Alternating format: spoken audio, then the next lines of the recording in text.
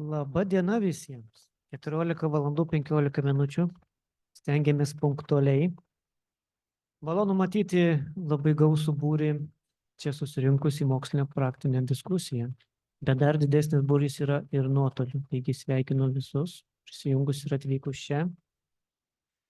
Na, o šiandien kalbame apie ES vertybių įtvirtinimą bei dalyvavimo galimybės bei teisių įgyvendinimą psichikos sveikatos sutrikimo kontekste.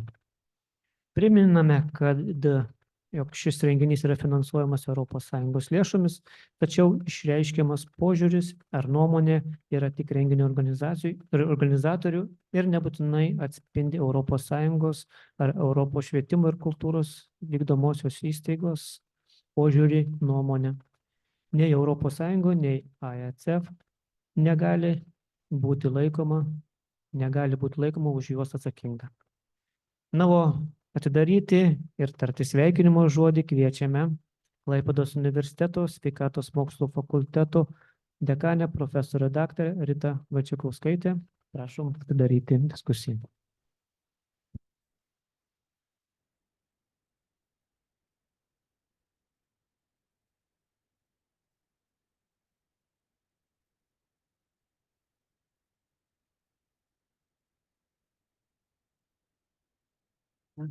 Labą dieną visiems susirinkusiems. Dėkoju, kad skiriate laiko atvykti į tikrai svarbų renginį.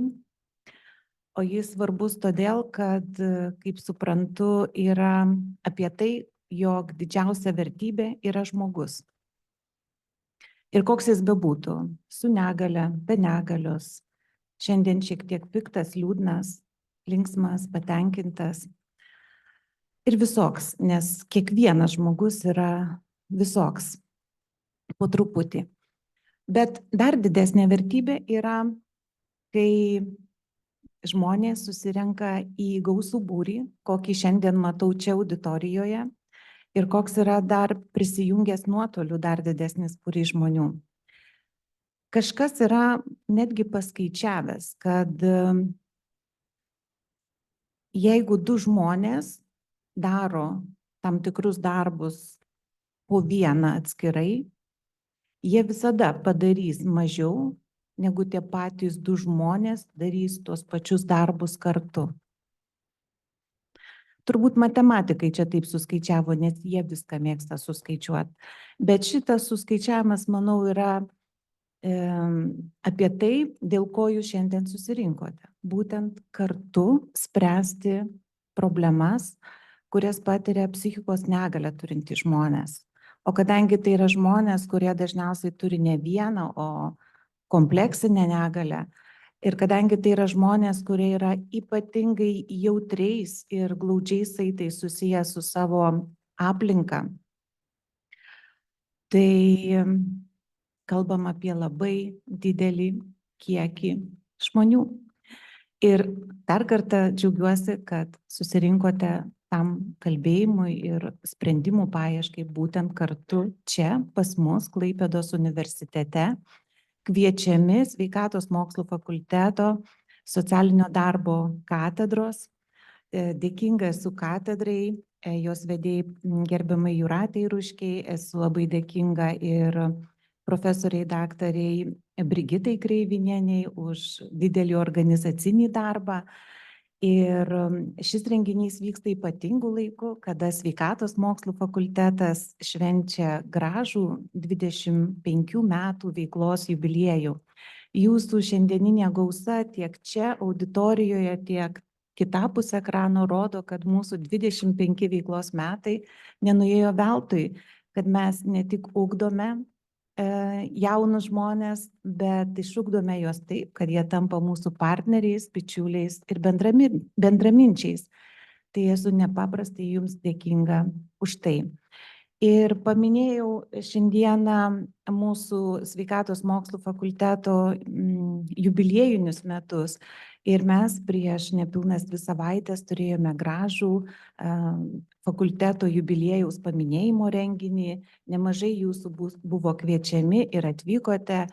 Ir mes įvairiais būdais išreiškėme nemažai daliai žmonių, kaip sugebėjome padėką ir pagarbą už ilgametį bendradarbiavimą su mumis, bet mano rankose liko viena rektoriaus padėka, kurią norėčiau šiandieną pagarsinti ir įteikti. Negalėjusiai atvykti pas mus į šventę, bet manau dėl labai svarbios priežasties, nes socialinių paslaugų centro Klaipėdos Lakštutė direktorė gerbiama Danutė Daukantienė yra visada su mumis visais atvejais ir jeigu ji neatvyko į šventę, reiškia buvo tam be galo svarbi priežastis. Todėl kviečiu Danutę padėkai Sveikatos mokslų fakulteto 25-mečio progą už inovatyvios praktikos galimybę socialinio darbo studijose. Pasirašo rektorius profesorius daktaras Artūras Rasvadauskas.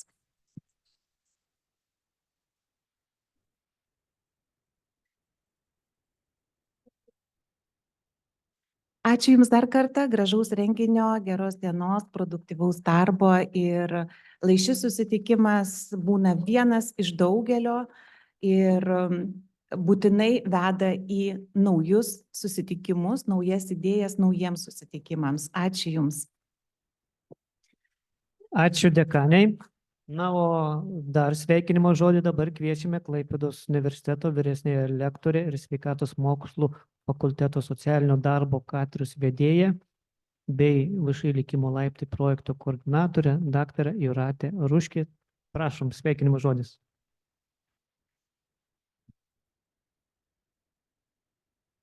Labą dieną. Džiaugiasi širdis, matant taip gausiai susirinkusią auditoriją ir kartu su mumis ir prisijungusius nuotoliu. Labai nuoširdžiai dėkoju katedros kolektyvui, ypač Jums, profesorė Brigita, už tikrai tokią gražią idėją. Ir nepaisant to, kad šiandien tarptautinė melagių ir juokų diena, antras pavasario mėnuo, Klaipėdos universiteto Sveikatos mokslo fakulteto socialinio darbo katedra šią pirmąją dieną pradeda labai rimtai ir solidžiai, iš tikrųjų aktualizuodami labai svarbę temą. Ir šią diskusiją aš nebijoju norėdami parodyti, kad mes neabejingi žmogiškai įvairoviai ir žmonėms, kurie gali kitaip ir galėdami kitaip patiria iššūkių, apie kuriuos nebūtinai mes visi žinome ir suprantame. Aš neabejoju, kad šita diskusija, neliks tik diskusija, bet tikrai plėtosis ir į ateities bendradarbiavimo sritis. Tai ačiū labai už kvietimą, labai dėkoju katedros kolektyvui, dėkoju Sveikatos mokslų fakulteto vadovybei už palaikymą ir už tai, kad esat su mumis, ne žodžiais, o realiai.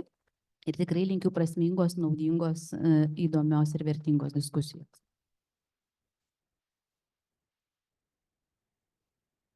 Ačiū labai. Sveikinimai dar nesibaigė. Taigi dar vieną sveikinimo žodį noriu pakviesti Klaipėdos universiteto profesorę, Delfinų terapijos skyriaus vedėją ir VŠI švietimo, sveikatos ir socialinių inovacijų centro direktorę Brigitą Kreivinienę. Ačiū labai. Šiandien tikrai nuostabus buvo žodžiai tiek dekanės, tiek vedėjos, tai sveikinuosi su visais. Ir tikrai norisi pasakyti, kad labai džiugu, kad šiandien mūsų tiek daug ir reiškia, šita diskusija yra ir savalaikė, ir aktuali ir šiandien net neabejoju, kad pasidalinsim ne tik tai galbūt ir kuo skauda, ir kaip spręsti, bet kartu ir, šią, kaip vedėja sakė, juokų dieną, bet vis tik tai balandžio 1 tai yra mūsų neuroįvairovės mėnesio minėjimo jau pradžia ir tikrai džiugu, kad atidarom šį mėnesį su labai prasminga diskusija. Tai tikrai linkiu visiems išsinešti tam tikrą žinutę šiandien iš tos diskusijos, o galbūt tai tikrai paskatins tam tikrus ir pokyčius ateityje. Tai galiu tik tiek pasakyti, kad tikrai, kadangi labai daug ir tėvelių yra kitapus ekrano, dalis tėvelių yra gyvai, kas galėjo dalyvauti, Tai tiesiog tokiai bendrai informacijai, kad šis renginys yra mūsų labai prasmingo irgi projekto pavadinimu sensoriniai poreikiai priimk, suprask ir atsakyk dalis, kuris yra administruojamas Atviros Lietuvos fondo. Tai yra pirmasis renginys ir dar 2 laukia ateityje, tai tikrai šitą informaciją pasidalinsim. Dabar taipogi šiandien mus pasiekė labai gražus sveikinimas iš Lietuvos socialinio darbo mokyklų asociacijos prezidentės profesorės daktarės Vidos Gudžinskienės. Tai dėl laiko stokos nesidalinsiu visų sveikinimų, tiesiog įvardinsiu, kad tikrai profesorė perduoda didžiausius sveikinimus visiems susirinkusiam ir tikrai tai yra puikia proga šis mėnuo ir galbūt šitą akimirką sustoti, įsiklausyti ir įsipareigoti keisti mūsų aplinką taip, kad ji taptų atviresnė ir labiau įtrauki kiekvienam.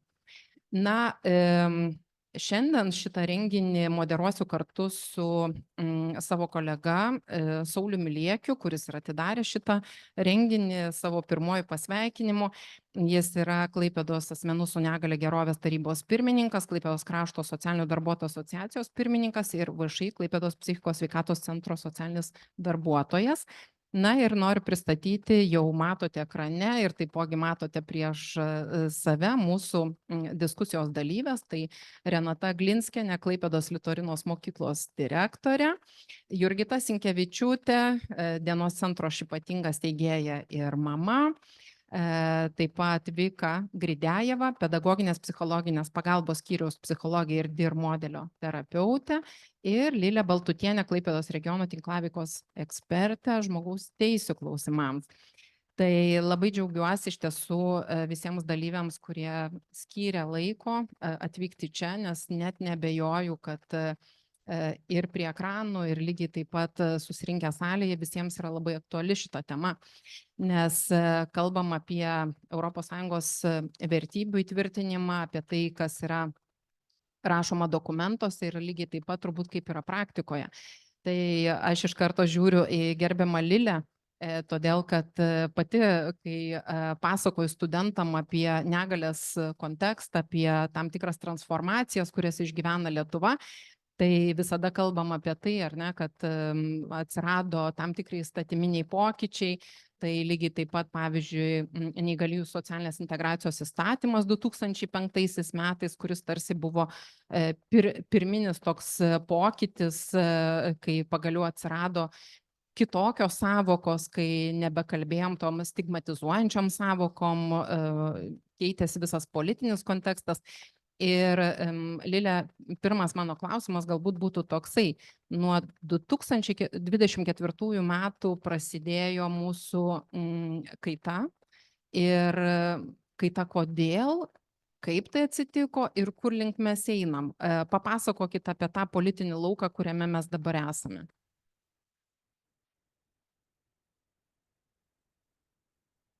Labą dieną visiems, iš tikrųjų su didžiausiais sveikinimais jums ir didžiausiais linkėjimais prisidedu.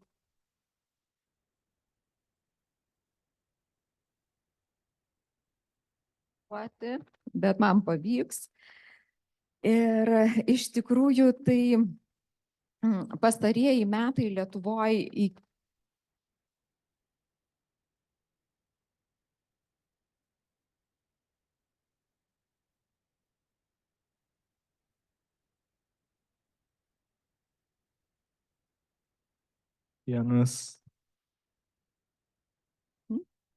Tai kaip ir minėjau, Lietuvoje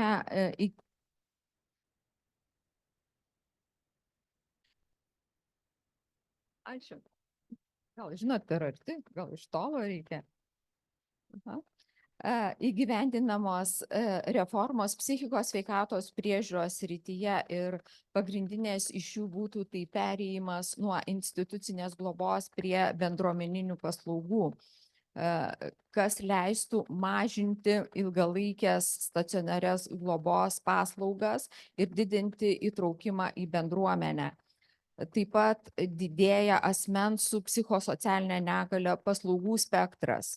Taip pat teisinių priemonių peržiūra, įtvirtinamos žmogaus teisės, labiau atitinkančios procedūros, atsirado specialistai, į kuriuos galima pasikreipti būtent peržiūrint snumą. Todėl kodėl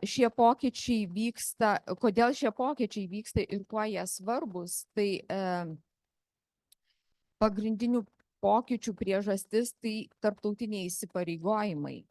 Ir Lietuva privalo laikytis Jungtinių tautų neįgaliųjų teisių konvencijos ir ES direktyvų. Taip pat labai svarbios yra ES vertybės, vertybių kontekste, visuomenės sąmoningumo didėjimas. Taip pat siekiant mažinti stigmą, skatinti visuomenės supratimą apie psichikos sveikatos svarbą. Ekonominis efektyvumas keitėsi, ilgalaikė institucinė globa yra brangesnė ir mažiau, manau, veiksminga nei bendruomeninės paslaugos būtent asmenims su psichosocialinė negalia. Socialinės įtraukties siekis. Labai svarbu, kad asmenys su psichosocialinė negalia galėtų gyventi savarankišką gyvenimą visuomenėje. Ir kaip tai sietina su ES dokumentais, tai kad ES strategijoje yra numatyta žmonių su negalia teisės, kurios pabrėžia būtinybę mažinti diskriminaciją ir didinti prieinamumą ir skatinti įtraukti. Tai gal tokia kaip pavyzdį iki 30 metų būtent asmenys darbingo amžiaus gyvenantis globos įstaigose turės pereiti gyventi į bendruomenes. Tai yra viena iš alternatyvų gali būti grupinio gyvenimo namai, gali būti apsaugoti būstai. Ir aš manau, kad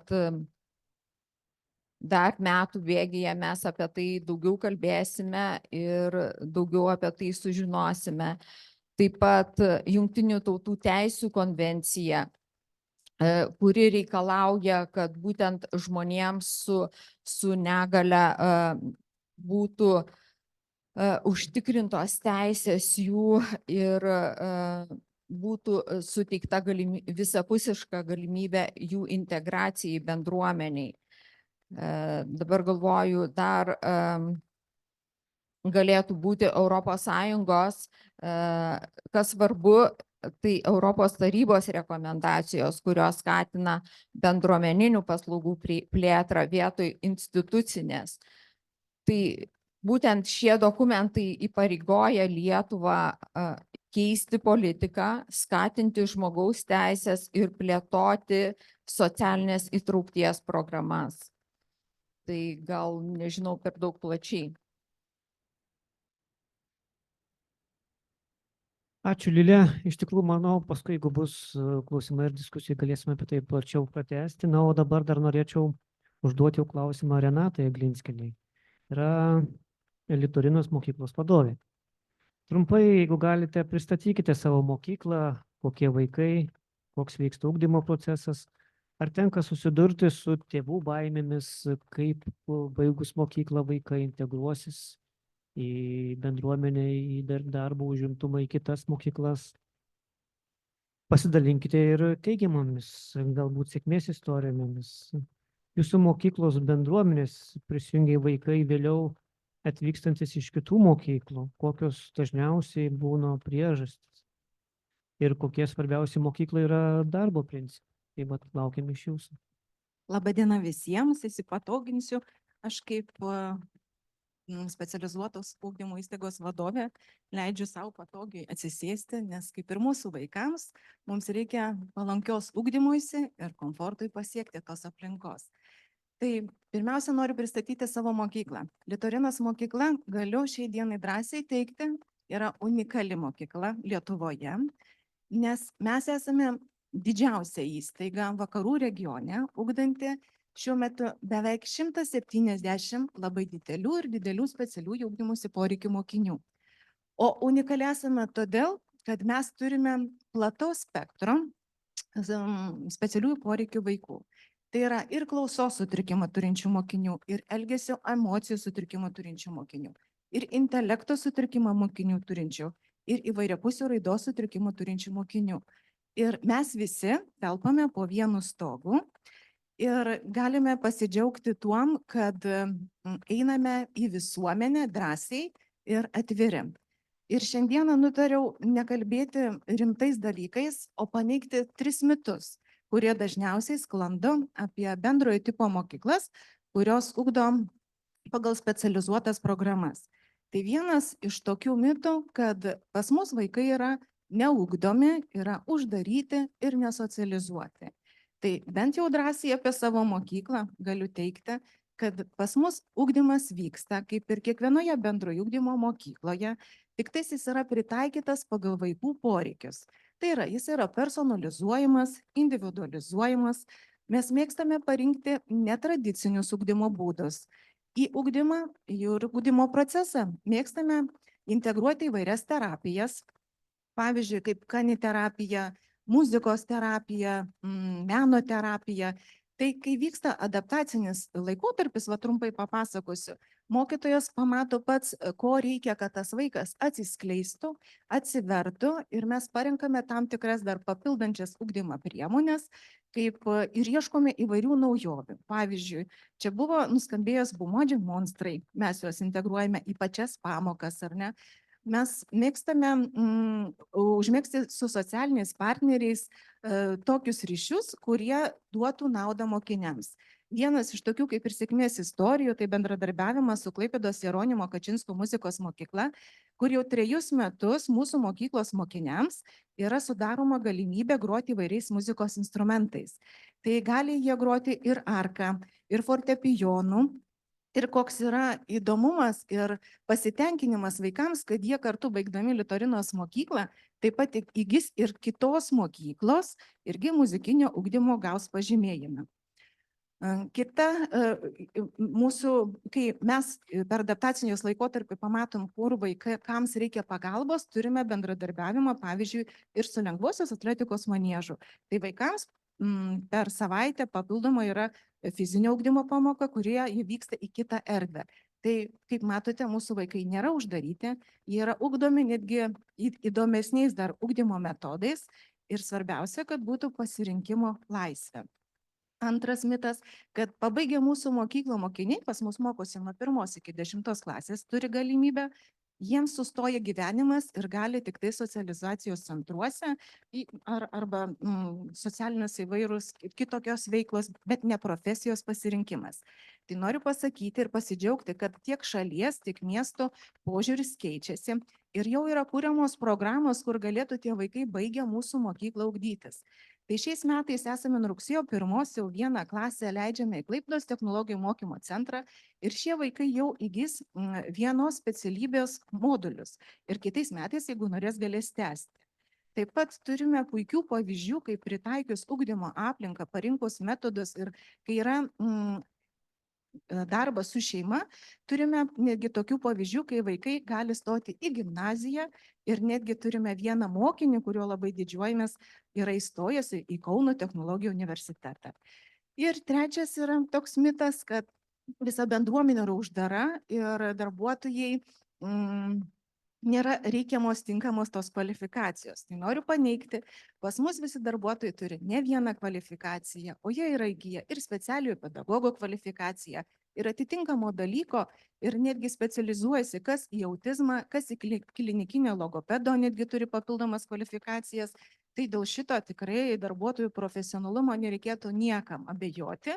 Ir jeigu kas nors kažkiek domintis Litorinos mokykla, mes aktyviai skleidžiam patirtį mieste, ugdome savo, kurios nori mokyklos, pedagogų bendruomenės, kaip susitvarkyti su tam tikromis situacijomis ir pritaikyti aplinkas tiek šalies ir tiek pasaulio lygmenių.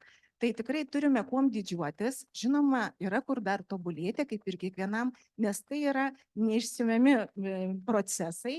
Ir ką noriu pabaigai gal pasakyti, kad svarbiausia turėti čia, kad pajausti, kad mes norime tos įtraukties, susijęti su savo žiniomis ir manau, kad šitas ilgalaikis procesas taps visiems įveikiamas. Ačiū. Ačiū labai, Renata. Palėtėt labai tokius svarbius klausimus, kurie, man atrodo, labai svarbus praktikoje. Tai yra galbūt ta tokia trianguliacija tarp vaiko, specialisto profesionalumo ir tam tikros aplinkos. Aš iškart žiūriu jau į gerbiamą Viką, nes daug dirbate praktikoje, ar ne? Tai, na, pradėjom labai taip gražiai, ar ne, kad ir dokumentai puikūs, ir specialistai puikūs. Kaip jūs matot kaip praktikė, ar ne, šitą visą integracijos įtraukties procesą? Papasakokit, kas tie tokie kartais atrodo key faktoriai, kurie galėtų galbūt įtakoti sėkmę vaiko mokykloje arba galbūt ir nesėkmę tam tikrais atvejais. Klausimas labai platus ir galvoju, nuo ko čia pradėti. Gal svarbu pasakyti, kad sukaupta patirtis leidžia taip pat įdėti visas istorijas į tam tikrą spektrą. Nuo nesėkmės istorijų, kai komandinio darbo neužteko tai įsivaizduojamai savo įtraukčiai, iki nesėkmės ir sėkmės istorijų, kai komandinio darbo dėka, kai visi susitarėm ir galėjom džiaugtis rezultatais. Pratęsiant, labai džiaugiuosi, kad turim Litorinos mokyklos direktorę čia, nes vienas iš didžiausių iššūkių įtraukties kontekste švietimo sistemoje, tai yra nesuvienodintas mūsų žvilgsnis į įtraukties reikšmę. Kai važinėjame po Lietuvą, dirbame ne tik tai Kretingoje, bet stažuojamės, važinėjame, stebime mokyklas, ką mes matome, kad kiekviena bendruomenė turi tam tikrą savo interpretaciją, kas yra įtraukusis ugdymas. Ir turime įvairiausių jo versijų. Tai turbūt vienas iš iššūkių yra tai, kad įtrauktis kartais yra suvokiama kaip visų mokinių sukišimas po vienu stogu arba į vieną klasę. Ir ką tada turime, tai tikrai tada turime prastą pavyzdį to, ko siekiame. Kitas pavyzdys galėtų būti tai, kad gero, galbūt siekiamo įtraukties reikšmės varianto, kai mes matome, kaip mokytojai dirba ir nepasiduoda ir kūrybiškai ir lankščiai pasižiūri, kaip kiekvieno vaiko poreikius atliepti, nepaisant to, kad stokojame resursų šiai dienai. Na ir baisiausia, turbūt ir pavojingiausia reikšmė įtraukiojo, tai ką mes pastaruoju metu, tai gal sakykime 1 metus, stebime žiniasklaidoje, kai viename sakinyje yra vardijamas įtraukusis ugdymas ir smurtas. Nes įtraukusis ugdymas niekaip nėra susijęs su smurtu. Įtraukiojo ugdymo vertybės nedera su šiuo fenomenu. Bet kodėl taip atsitinka? Todėl, kad senasis įsisenėjusias švietimo problemas mes siejame su įtraukiuoju ugdymu, kas yra tikrai labai neteisinga šios gražios humanistinės idėjos atžvilgiu. Tai čia turbūt vienas svarbiausių ir reikšmingiausių iššūkių, kuriuos mes turime. Galėčiau vardinti ir vardinti. Bet nesinori tik tai apie nesėkmes kalbėti. Ar aš turiu dar laiko, nes žiūriu jūs antakius ir... Turiu. Turiu. Mes dar turim ir klausimų, ir laiko. Puiku. Tai galbūt norėtųsi, nes labai daug dirbam su mokytojais, labai dirbam su tėvais. Kaip pavyzdį gal norėtųsi pasakyti, nes Litorinos mokykla pristatė, aš net kai kurių funkcijų tikrai net nežinojau ir kokių idėjų pasisėmiau dabar sėdėdama čia.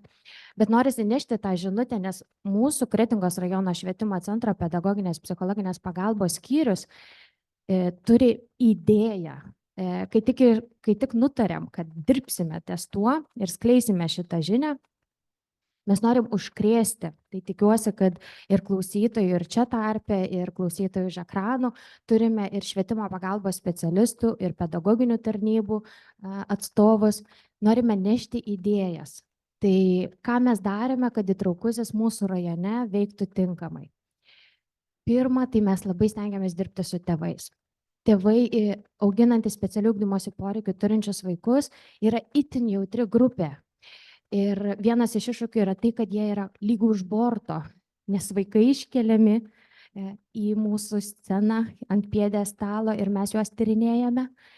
Ir mokytojai iš įniršio irgi išsikelia ir jie yra matomi, o štai tėvai, jie tokie nei ten, nei ten.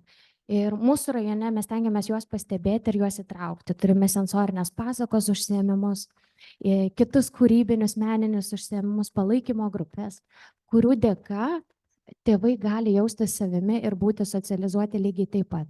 Nes laimingi tėvai, laimingi vaikai, laiminga įtraukties pasiekmė. Na tai, žodžiu, šviečiame, darome dalykus ir norime, kviečiu sekti mūsų Facebook'o puslapį ir pasigilinti į idėjas. Ačiū, Vikai. Iš tikrųjų, mes šiandien čia turime ir tėvų. Tai norėtumėm ir juos pakalbinti, tai yra Jurgita Sinkevičiūtė.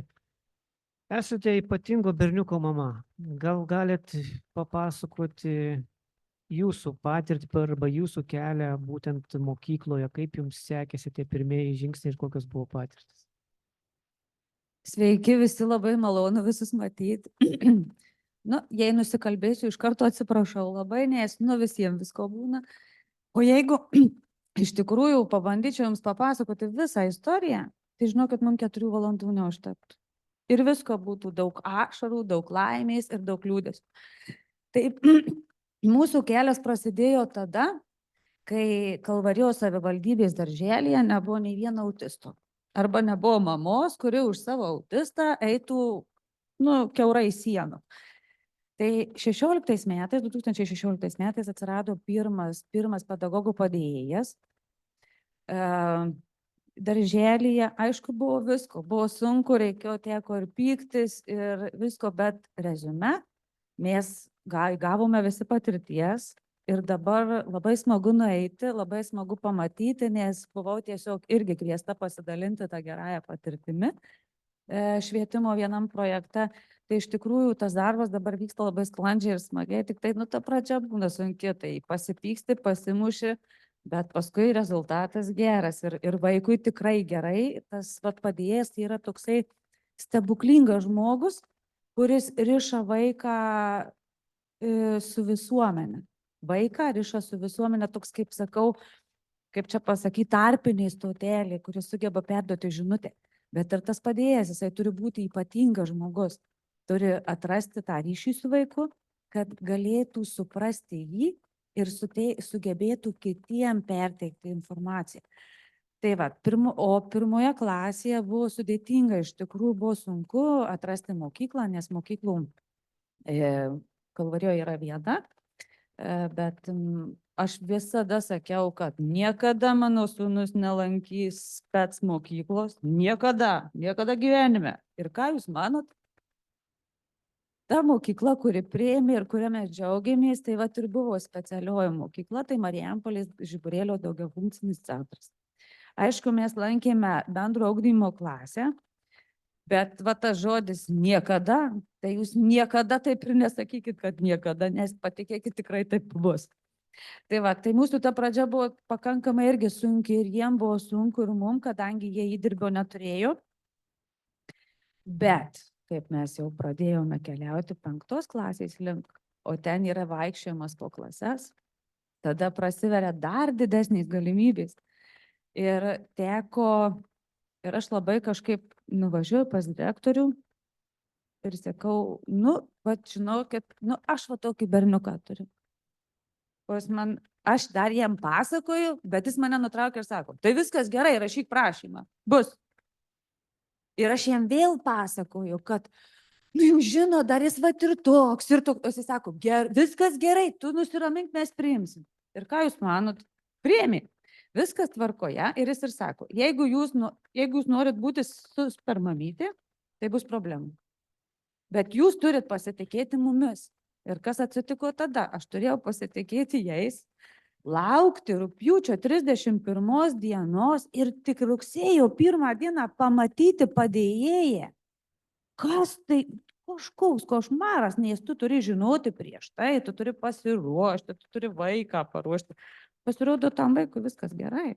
Jis pamatė žmogų, jis jį paėmė, prisėmė, nes jis jau didelis. Tada tu suvoki, kad jis jau užaugo ir tu pats augi kartu su juo. Ir kaip ir vakar su Brigita ir su Jokūbu kalbėjom, iš tikrųjų aš nebe 1 kartą pakartosiu, kad mes patys sukuriam sienas. Mes, suaugę žmonės, sukuriam sienas vaikam. Sau ir vaikam. Mes juos ribojam. Nes šiti vaikai ateina jie be ribų, jie viską tyrinėja ir viską bando, tik mes sakom, kad oi, čia bus blogai. Ne, nebus blogai. Jis pabandys ir viskas bus gerai.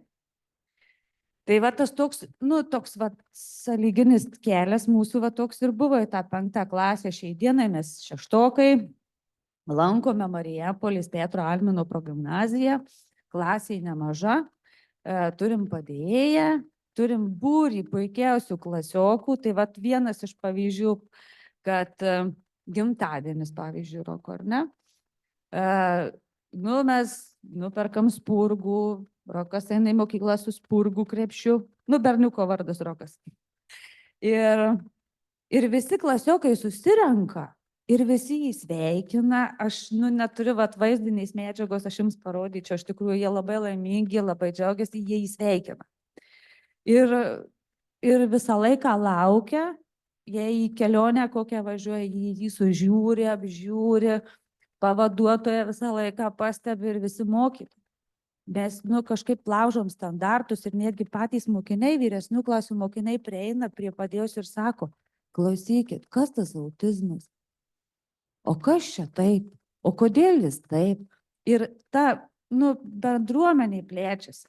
Eina merginos, bet, nu, Švento Valentino diena, ne? Meilė, širdutės, atlekia ir ponas į mokyklą, širdučių ten tik klijuoja. Ir ką jūs manot? 8-okiai, sako, atsistoja krūtinę, atkiša, kad ir jom užklijuotų. Ir suprantat, bet netgi vyresnieji prieina ir jiem visiškai jokios įtakos. Mes suaugę susikuriam savo tokius tam tikras sienas, nors vaikai priima vieni kitus tokie, kokie jie yra. Ir tiesiog net, nu, neįtarsi, kad taip gali būti. Jurgita, ar teisingai suprantu, kad didžiausia baimė tėvams tai yra va būtent tas atstumimas vaikų, ar ne? Kad tu nežinai, kaip bus, kaip seksis mokykloje, kaip seksis ugdymo procesas. Ar teisybė, kad tu apie tai kalbi dabar? Iš tikrųjų taip, ta baimė yra, nes maža dalis tėvų, nes aš pavyzdžiui iš 2016 metų, tai buvau visoje apskrity, tai velnias. Nes, nu, velnės, suprantat, nes čia tokia tik tai velnės gali būti, nes ji eina, ji reikalauja ir ji reikalauja ne to, ko jai va taip atrodo, bet ji reikalauja esminių dalykų. Mes grįžtam iš vienos, mes kai grįžom vieną kartą iš Vilniaus, iš Santaros klinikų, man tiesiog santariškyse pasakė, kad su juo visiškai nedirbta, nors man ugdymo įstaiga kalbėjo visiškai kitaip.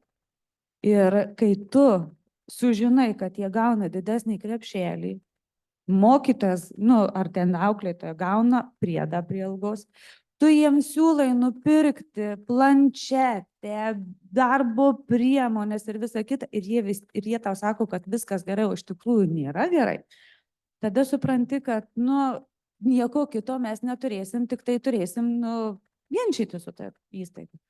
Nu ir aš buvau tas velnias, kur užsiginčinau, tai iš tikrųjų kiti pabijojo, bet šitoj mokykloje mums tikrai gerai ir anoje mokykloje buvo gerai. Nes aš niekada nejau ir nereikalavau to, ko nereikia. Ir jeigu aš einu gražiai, aš pas vadovą ateinu ir papasakoju savo istoriją. Ir viena iš tų istorijų buvo tokia, kad nu, dabargi tie laikrodžiai geri ir kur gali sekt, nu, gali klausyti, ką veikia, ne? Nu, bet aš galiu sekt, bet aš neturiu tiek laiko, kad užsiimti tokiom nesąmonėm.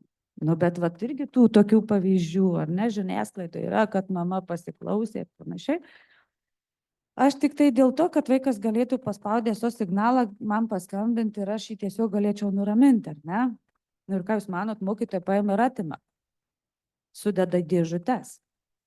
Ir aš matydavau judesį vaiko, žingsnius, ir aš žingsnių nebematau, aš nesuprantu, kas yra. Paskui aš sužinau, kad jis atėjęs į mokyklą, įsideda į kuprinę laikrodį ir jis jo iš jo neišima, arba į spintelę įdeda. Ir kai tada ir aš nueinu pas vadovą ir sakau, aš supraskit, kad aš nesekti mokytoją nupirkau, tikrai nesekti mokytoją. Aš noriu, kad mano vaikas būtų saugus ir kad žinotų, kad jis paspaudęs mygtuką, nu, kažkam paskambins ir jiem bus ramiau, ar ne? Tai greitai tas laikrodis grįžo, bet ką aš jums pasakysiu, kad tas vaikas daugiau nebenešiojo to laikrodžio. Vat antiek įtaką padarė paėmimas, kad jisai daugiau nebenori nešioti laikrodžio, jis nebeina. Dar prie kitų dalykų prikalbinam, bet laikrodis viskas, jisai blogas dalykas. Vika, nori kažką pasakyti? Aha, visais pakomentuoti? antakiais mėginau rodyti gestą. Tai norisi pratesti tą mintį, mamos pasakytą apie tai, ką girdim ar ne, tai nerimas. Bet iš esmės, kokią problemą švietime tai išryškina, tai komunikacijos. Mes dažnai ir su kolegom juokaujam, kad, žinot, yra tokia vaiko gerovės komisija, į kurią, kai susirenkam, tai toks keistas kyla klausimas, aptarinėja vaiko turinčio komunikacinio įgūdžių sunkumus, o vaiko gerovės komisijos susirinkę išsilavinę asmenys turi rimtų komunikacijos problemų. Ir tai, ką dabar šneka, tai ir yra komunikacijos iššūkiai. Neiškomunikuoti tikslai, neaiškiai suformuluotas individualus pagalbos plano tikslas, ką kiekvienas konkrečiai turi daryti ir kodėl, ne iki galo aptarti individualūs ypatumai vaiko, šeimos, klasės, pačios mokyklos.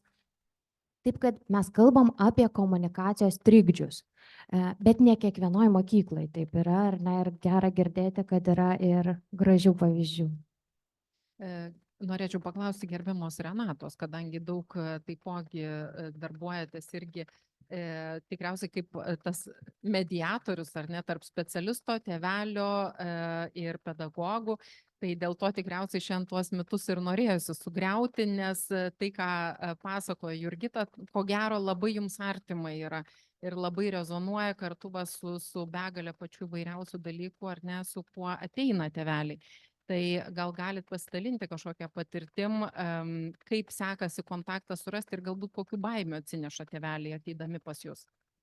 Tai pas mus, kai mes pradėjome turėti įvairių sutrikimų turinčių klases, kai ateidavo pirmieji tėveliai, jie ateidavo pas mus kaip į paskutinę vos ne gyvenimo stotelę.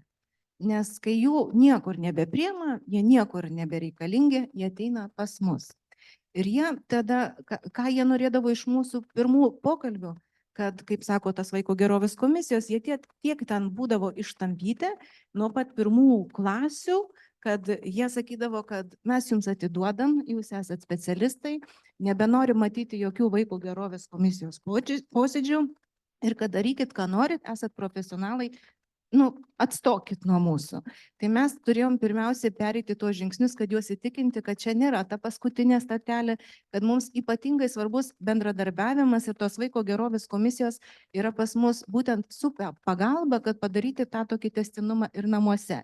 Ir ypatingai tiems sudėtingiems atvejams, kai yra ir raidos, ir elgesio, tai ypatingai reikia mums tų tėvelių, kad mes galėtumėm turėti rimtą tęstinumą. Nes jei mokykla sudarys tas taisyklės, kad neatsinešti to telefono, ar ne, ar ten, ką žinotų, kad per pamoką gali išeiti, pailsėti kažkur žinodamas tą erdvę, tai nebus mums jokio efekto. Tai vat mums buvo svarbu atkurti tą ryšį, kuris buvo sugadintas ankstesnėse įstaigose ir parodyti, kad jais kažkas tiki ir kad bendras darbas įmanomas. Aš pratęsdama jūsų mintį, papasakosiu istoriją. Mes, kai mokėmės Žiburėlio daugiafunkciniam centre 4 metus, tai aš nieko daugiau negirdėjau. Iš tikrųjų būtų. Tai tą padarė, tai aną, tai duris įspyrė, ten tarkim, kaip pavyzdys. Dabar ateinam 5 klasiai, mus priima, padėję, sakau, paskutinėje minutėje pasirodo. Tada mamai jau pavasarį, matyt, vitaminų trūkumas, kai visiems, ar ne, tai skambinu aš, pavaduotojai skambinu. Labą dieną, pasak, labą dieną. Pavaduotoja, jinai klausė, sako, Jurgita, kas atsitiko? Pavaduotoja, sakau, pasakykit, ar labai mano sūnus jūs nuvylė? Tyla ragelį. Jurgita, kokios problemos? Tai gal, sakau, ir nežinau, nes, nieks man ir nesako, kad yra problemų. O jis sako, tai kur tu čia nori iš manęs? Aš jai ir aiškinu, kad kai tu 4 metus į savaitę po 2 kartus girdi, kad oi, kaip blogai, blogai, blogai, neblogai, jau priekaištą kažkokį ir tu jį sureikšmini, ir tau niekas nieko paskui nesako, Tai žinokit, nu, sakau, tu pradedi tada nebesuprast ir pats klausi, nu, tai ji da po šiai dienai iš manęs juokiasi, sako, tu daugiau gal, nu, jei tau reikia, tai tu paskambink, bet vat, ką reiškia, kai viena įstaiga ateini iš vienos, ateini į kitą ir ten visai kitokia tvarka ir tu nurimsti, tu ten randi ramybę, nu, pasiskambini praurėtą, paklausi, bet tau viską paaiškina, pasako atvirai. Ir kažkaip, nu, viskas va taip susidėlioja į vietas. Ačiū Jurgita. Lilijos dabar norėtumėm paklausti iš tikrųjų, aplamai žvelgiant plačiau Europos kontekste Lietuvai, kaip sekasi jūsų nuomonė, ar mes jau pasiekėm tą Europos lygmenį, įtraukiant arba tie asmenys su psichosocialinė negalia turi jau pakankamai tų galimybių būti visuomeniai. Ir gal prie to pačio galėtumėt papasakoti apie atviras klases, naujas eksperimentas, kas tai. Ačiū, Sauliau, už klausimą. Iš tikrųjų, turbūt tie pokyčiai tikrai vyksta ir dabar, kai dalinosi ir mokyklos direktorė, ir gerbiama mama, ir psichologė, tai tikrai tie pokyčiai vyksta. Bet iš tikrųjų pokytis, nežiūrinti tai, kokie būtų išleisti teisės aktai. Nu, jie nepakeičia specialisto širdies. Ir čia turbūt yra ir neįdeda jam vertybių. Ne? Tai čia gali būti teisės aktai, galime mes trokšti tų pokyčių, bet jie vyksta per mus ir kartu su mumis, su kiekvienu iš čia esančių specialistų, su kiekvienu tėveliu, su kiekvienu politiku, ne? Kur link mes judam. O Lietuva tai iš tikrųjų yra pokyčiai ir tai yra smagu, yra tikrai progresas, bet jeigu mes lyginsime su, pavyzdžiui, Skandinavijos šalimis, Nyderlandais, Vokietija, tai ten yra išplėtotos bendruomeninės psichikos sveikatos paslaugos, stipri socialinė parama ir veiksmingos įdarbinimo galimybės.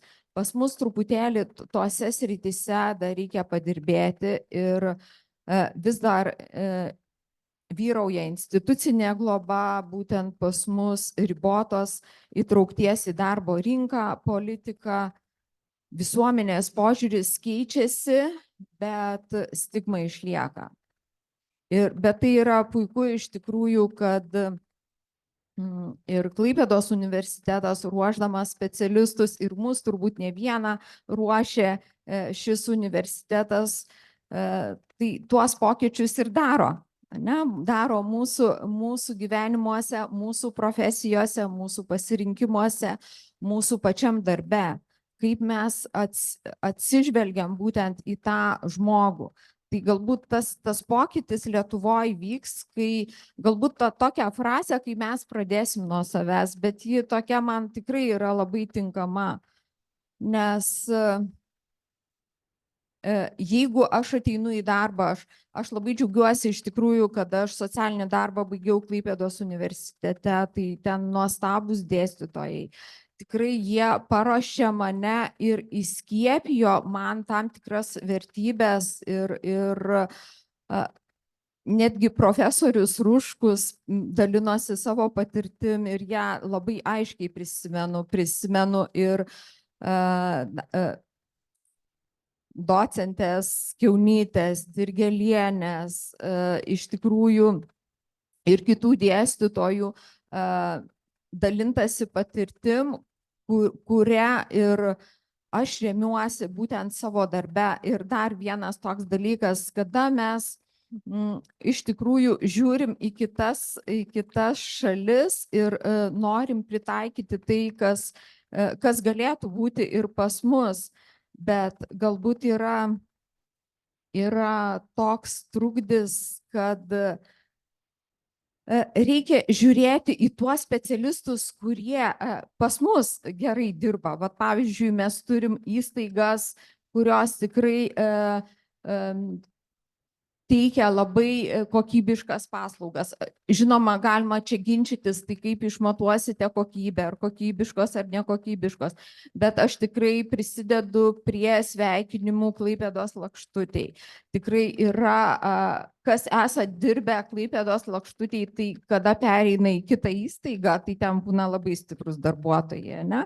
Nes pačios vadovės požiūris į darbą, pačios vadovės požiūris į neįgalius asmenis yra vertybinis ir paremtas vertybėmis. Ir būtent kada mes kiekvienas taip ateinam į darbą, taip atsinešam į savo darbą, turim tokį požiūrį vertybinį, tada tie pokyčiai ir vyksta toj mažoj institucijoje, toj mokykloje, toj bendruomeniai, tam centre. Tai būtent nuo to, o aš suprantu, galbūt nepilnai atsakiau į jūsų klausimą, bet dabar galvoju, kokį galėčiau pavyzdį pasakyti.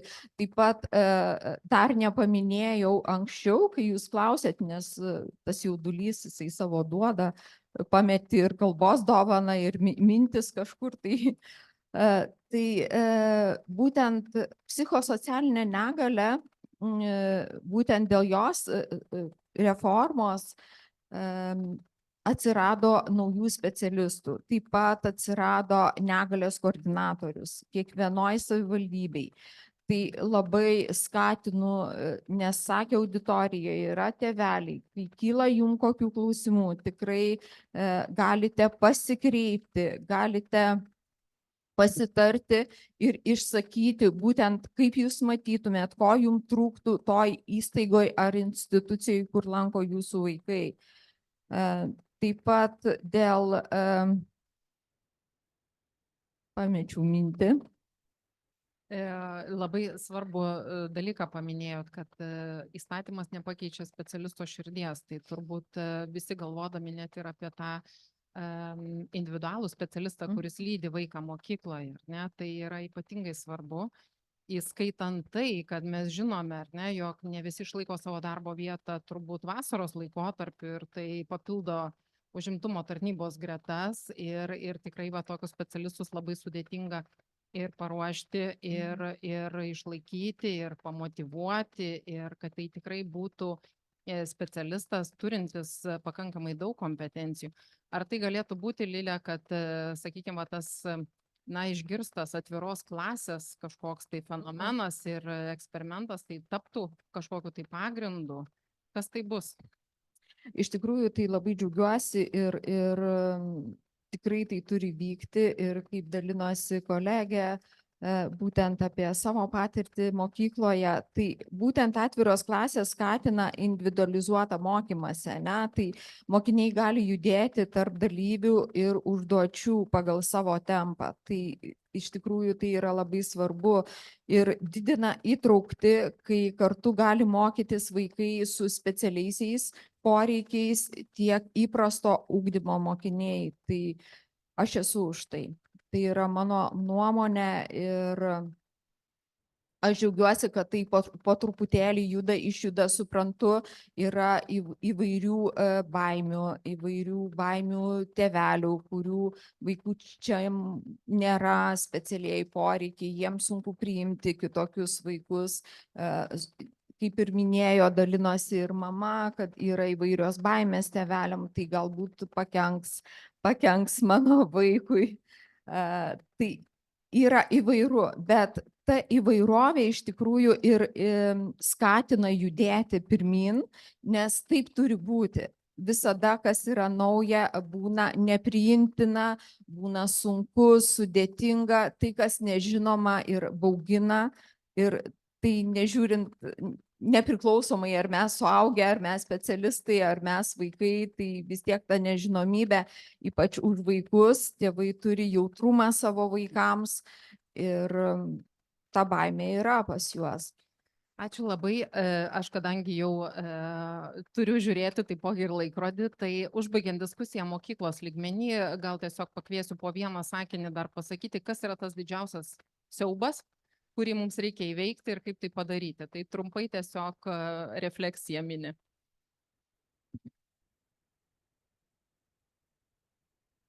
Man tai iš tikrųjų, kai mokiniai gali mokytis lankstesnėje, atviresnėje aplinkoje ir dažnai mišriose grupėse su skirtingų gebėjimų ir poreikiais, tai vaikas matydamas, kad yra ir kitokių ir jisai augdamas, jam natūralu. Tai nebebus toks išskirimas, kad jis kitoks negu aš.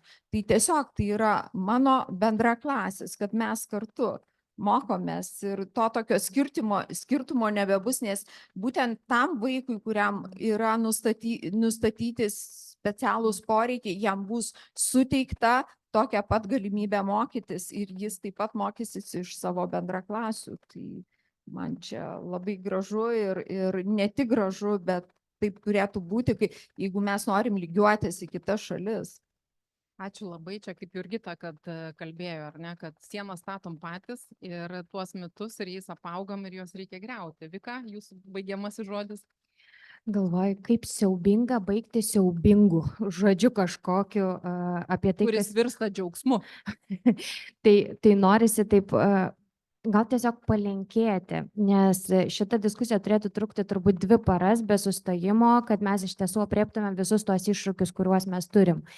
Nes kaip ir visose diskusijose mokytojas tampa na tokiu viso ko nešėjų tam tikrą prasme ir tai galvoju yra labai skausminga žinutė jiems, nes ant jų pečių ir stovi visas įtraukusis ugdymas iš esmės. Tai noriu pasakyti vieną sakinį. Mes flirtaimeriai, dirb flirtaim terapeutai, nuolat kartojam. Žmogus daro geriausia, ką gali, toje situacijoje, kurioje yra ir kūne, kuriame gyvena tuo metu, kas apima ir resursus ir visa kita. Tai čia įeina ir tie vaikai, ir su poreikiais, ir be poreikių, įeina ir tėveliai, įeina ir mokytojai, ir administracija, ir mūsų politikai, visi mes į tai telpame. Tai norisi tiesiog palinkėti, kad mes nebekonfliktuotumėm, o bendradarbiautumėm. Ir tada įtraukusis ugdymas bus mums nebe misija, jinai bus mūsų realybė. Ačiū labai, Jurgita, jūsų baigiamasis žodis. Nežinau, iš tikrųjų, aš jau pasakiau, jūs mane paantrino, tai gal čia ir būtų ta vinis iš tikrųjų. O kaip pašnekoji minėjo, kad galbūt kitiem vaikam yra blogai arba jie nesugeba priimti ar ne šitų ypatingų vaikų. Tai ką noriu pasakyti, jeigu tėveliai namuose kitaip kalbėtų, arba visuomeniai kitaip kalbėtų, tai ir tie neurotipiniai vaikai priimtų visus tuos, kurie yra, nes iš tikrųjų nuo šeimos, nuo namų viskas prasideda. Tas priėmimas, tas supratimas, tai linkiu visiems sąmoningumo ir priimti tokius visus, kokie yra. Nes pasaulis yra spalvotas ir gražus, jis nėra vien tik juodas ir baltas. Ta man norėjau pasakyti ir pasakė mano vaikas. Ačiū Jurgita ir Renata, jūsų žodis. Aš gal labai trumpai, kad svarbiausia nebijoti pasirinkti, nebijoti keisti ugdymo įstaigos, nebijoti mums patiems mokytojams, vadovams, specialistams klysti, nes iš klaidų mes mokomės ir pasirinkti, žiūrint ne savo interesus, vat kalbu, ar iš pedagogų, kad vat krepšeliai, ar tėvams, ar ne dėl baimių, o tai, kas mūsų vaikui geriausiai. Ir tada ta įtrauktis bus sklandė. Ačiū labai. Na, o prieš keliaujant į antrą mūsų diskusijos dalį, kviečiu visus pažiūrėti filmą, kurį mums būtent suteikia VŠI Nauja pradžia. Tai yra labai jautrus filmas, kuris trunka 8 minutės apie Martyną bei jo kelią į darbo rinką ir į socialinės dirbtuves. Tai kviečiu visus pažiūrėti. Ir tęsime apie žmogaus turinčio psichosocialinę negalią galimybės darbo rinkoje.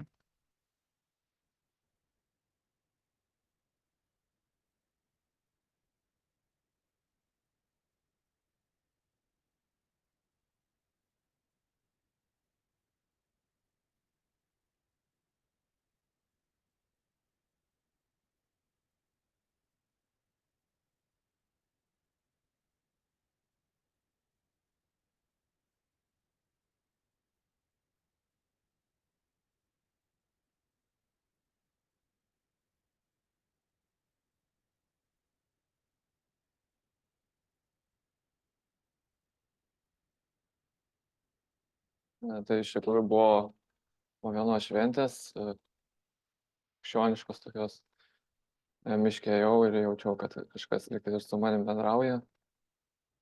Tai iškart supratau, kad tai yra nepatogu. Jaučiau, kad esu labai psichologiškai spaudžiamas gyvenime ir nebeišeina taip, kaip anksčiau gyventi. Pradžiai buvo tiesiog nepatogu. Pradžiai dar galvojau, kad viskas yra paprasčiau.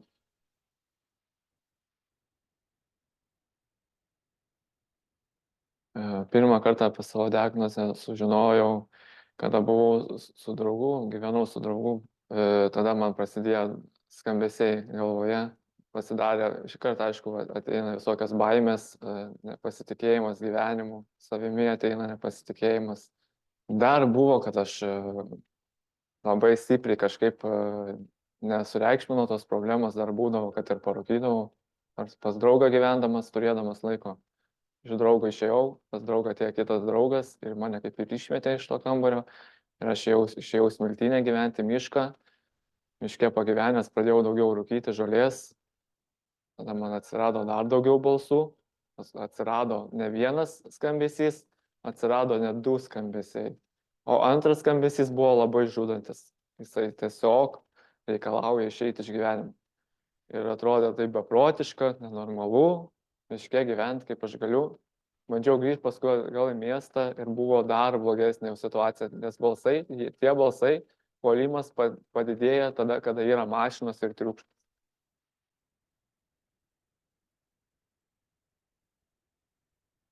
Šizofrenija man yra diagnozuota jau ne taip ir seniai, prieš kokius kelis metus. Nes ilgai klaidžiau, nes ta liga iš tikrųjų nėra paprasta, jinai iš tikrųjų labai žmogus spaudžia nuklysti. Dar ilgai vaikščiau tose problemose, bet paskui nusprendžiau ieškotis rimtesnio darbo. Pradėjau dirbti, normalų darbą, dar kitoj vietoj ir paskui man tas darbas tenais pasiūlė susitvarkyti neįgalumą. Tik tada sužinojo, kad man konkrečiai yra ta liga. Po kelių metų, po 3 metų ligos jau.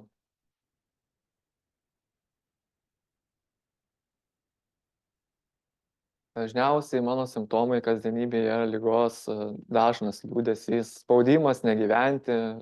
Kiekvieną dieną atsikeliu, vis mažiau būna balsų. Nebūna reguliariai, kad visada puola labai, nes aš neišgyvenčiau. Labiausiai tai jaučiasi, kad yra beprasmiškas, neįdomus, nereikalingas gyvenimas. Ten yra naglas asmuo, kuris labai stengiasi išmušti šviežių ir pagrindė sunervinti. Jis labai stengiasi sunervinti. Ir jisai kalba tokias kalbas, kurios labai nervina. Ir jos iš tikrųjų labai nervina. Ir visada toks jausmas, kad jisai to ir sunervins. Yra labai didžiulės baimės ir dvasiniai tokie stiprus pojūčiai. Nes yra tokia situacija, kad labai užpuola balsais. Ir jeigu aš padėčiau labai reaguoti, aš galėčiau suklysti. Labai dažnai iškreipinėja pasaulį, siūlo kažką žmonėm pakenkti. Ir būna toksai spaudimas. Atrodo, reikia tai padaryti, bet paskui kažkaip supranti, kad tai yra kvailystė ir tai aš nedaryčiau, man tai neįmanoma.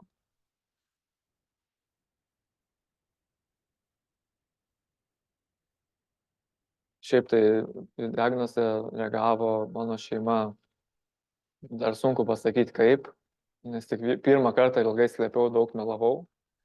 Tik pirmą kartą iš tikrųjų sužinojo neseniai. Bet teta iš tikrųjų pradžią kaip sužinojo kažkaip normaliai suprato, atrodo, situaciją teta, nepuolė kažkaip tai. Žmonės tai sako, lengvai, tai tu jam pasakyk išeik ir pasakyk kažkaip pasitrauk. Atrodo, paprastai taip atrodo viskas įsispręstų, bet neįsisprendžia viskas taip paprastai. Pasakius išeik. Yra didelis procesas ir nieks ten neišeina.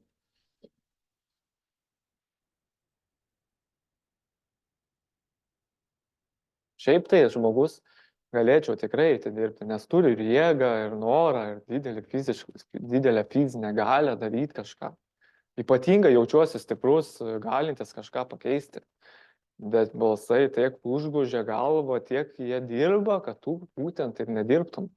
Nes jie labai intensyviai viską daro. Ir jų pagrindinis darbas yra, kad žmogus nedirbtų. Kaip gavau invalidumą, dirbau krovėjo vietoje, labai buvau apkrautas visokiais darbais. Ir kaip gavau neįgalumą, paprašiau gauti, kaip ir kiti, atsisėsti Bet jie kažkodėl vat, mane mato sveiką. Sunku įrodyti žmonėm, kad aš tikrai nesu sveikas, nes aš buvau visiškai nuliūdęs, po ligos atėjęs, sugniuždytas į darbą, pasakau, kad aš jau nebegaliu dirbti. Sakiau, kad aš jau nebe balsus girdžiu, visiems papasakojau, paaiškinau, kokia yra man sunki situacija gyvenime, kad aš prie slenkščio tarp gyvenimo ir mirties esu, prie nusižudimo, jau praktiškai visada nusižudimo vaikštau, visa mintis persikėjo nusižudyti visur. Visiems sakiau, kad yra tokia situacija. Bet žmonės tikrai tą lygą sumenkina, tikrai.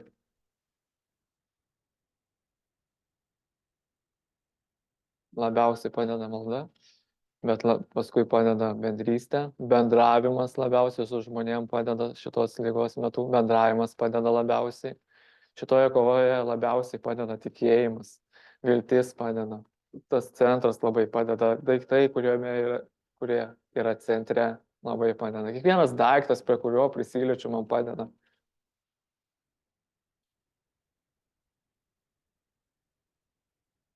Tokiems žmonėms, kurie turi klaidingą supratimą šizofreniją, nespaučiau, gali būti. Galbūt tos lygos dalyviai, kurie sukelia tą lygą ir spaudžia, kad žmonės netikėtų, nes pradžioje lygos toks jausmas buvo, kad manim nieks netikės. Aš net bijau, aš pavyzdžiui, prieš einant susitvarkyti dokumentus dėl neįgalumo, aš labai bijau, nes man labai persekioja mintis ir man labai trukdė susitvarkyti, kad tau nieks nieko nesuteiks, nes nepatikės. Tai yra labai didelė kova už kiekvieną dieną. Tai yra kovojama už kiekvieną dieną nuo ryto iki vakaro. Žmonėms, kurie yra šalia, siūlyčiau kažkaip tai palaikyti, bet labiausiai visaip stengtis palaikyti, bet labiausiai traukti nuo vartojimų.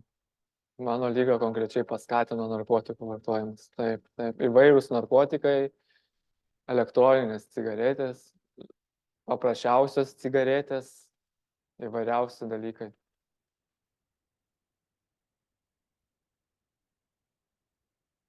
Aš savo palinkėjimą tokį norėčiau suteikti, kad ta lyga pasibaigs. Norėčiau pagrindinį dalyką pasakyti, kad su ta lyga nereikia ją laikyti tos lygos šalia. Ta lyga reikia ir tą dvasę, kuri yra visą to blogą dvasę, ją reikia varyti laukan. Visą tą blogą gyvenimą reikia varyti laukan. Visą tą savo buvusį gyvenimą reikia traukti šalin. Reikia viską, kas buvo praeityje, pakeisti naują, reikia leisti Dievui veikti, reikia leisti statyti savo gyvenimą.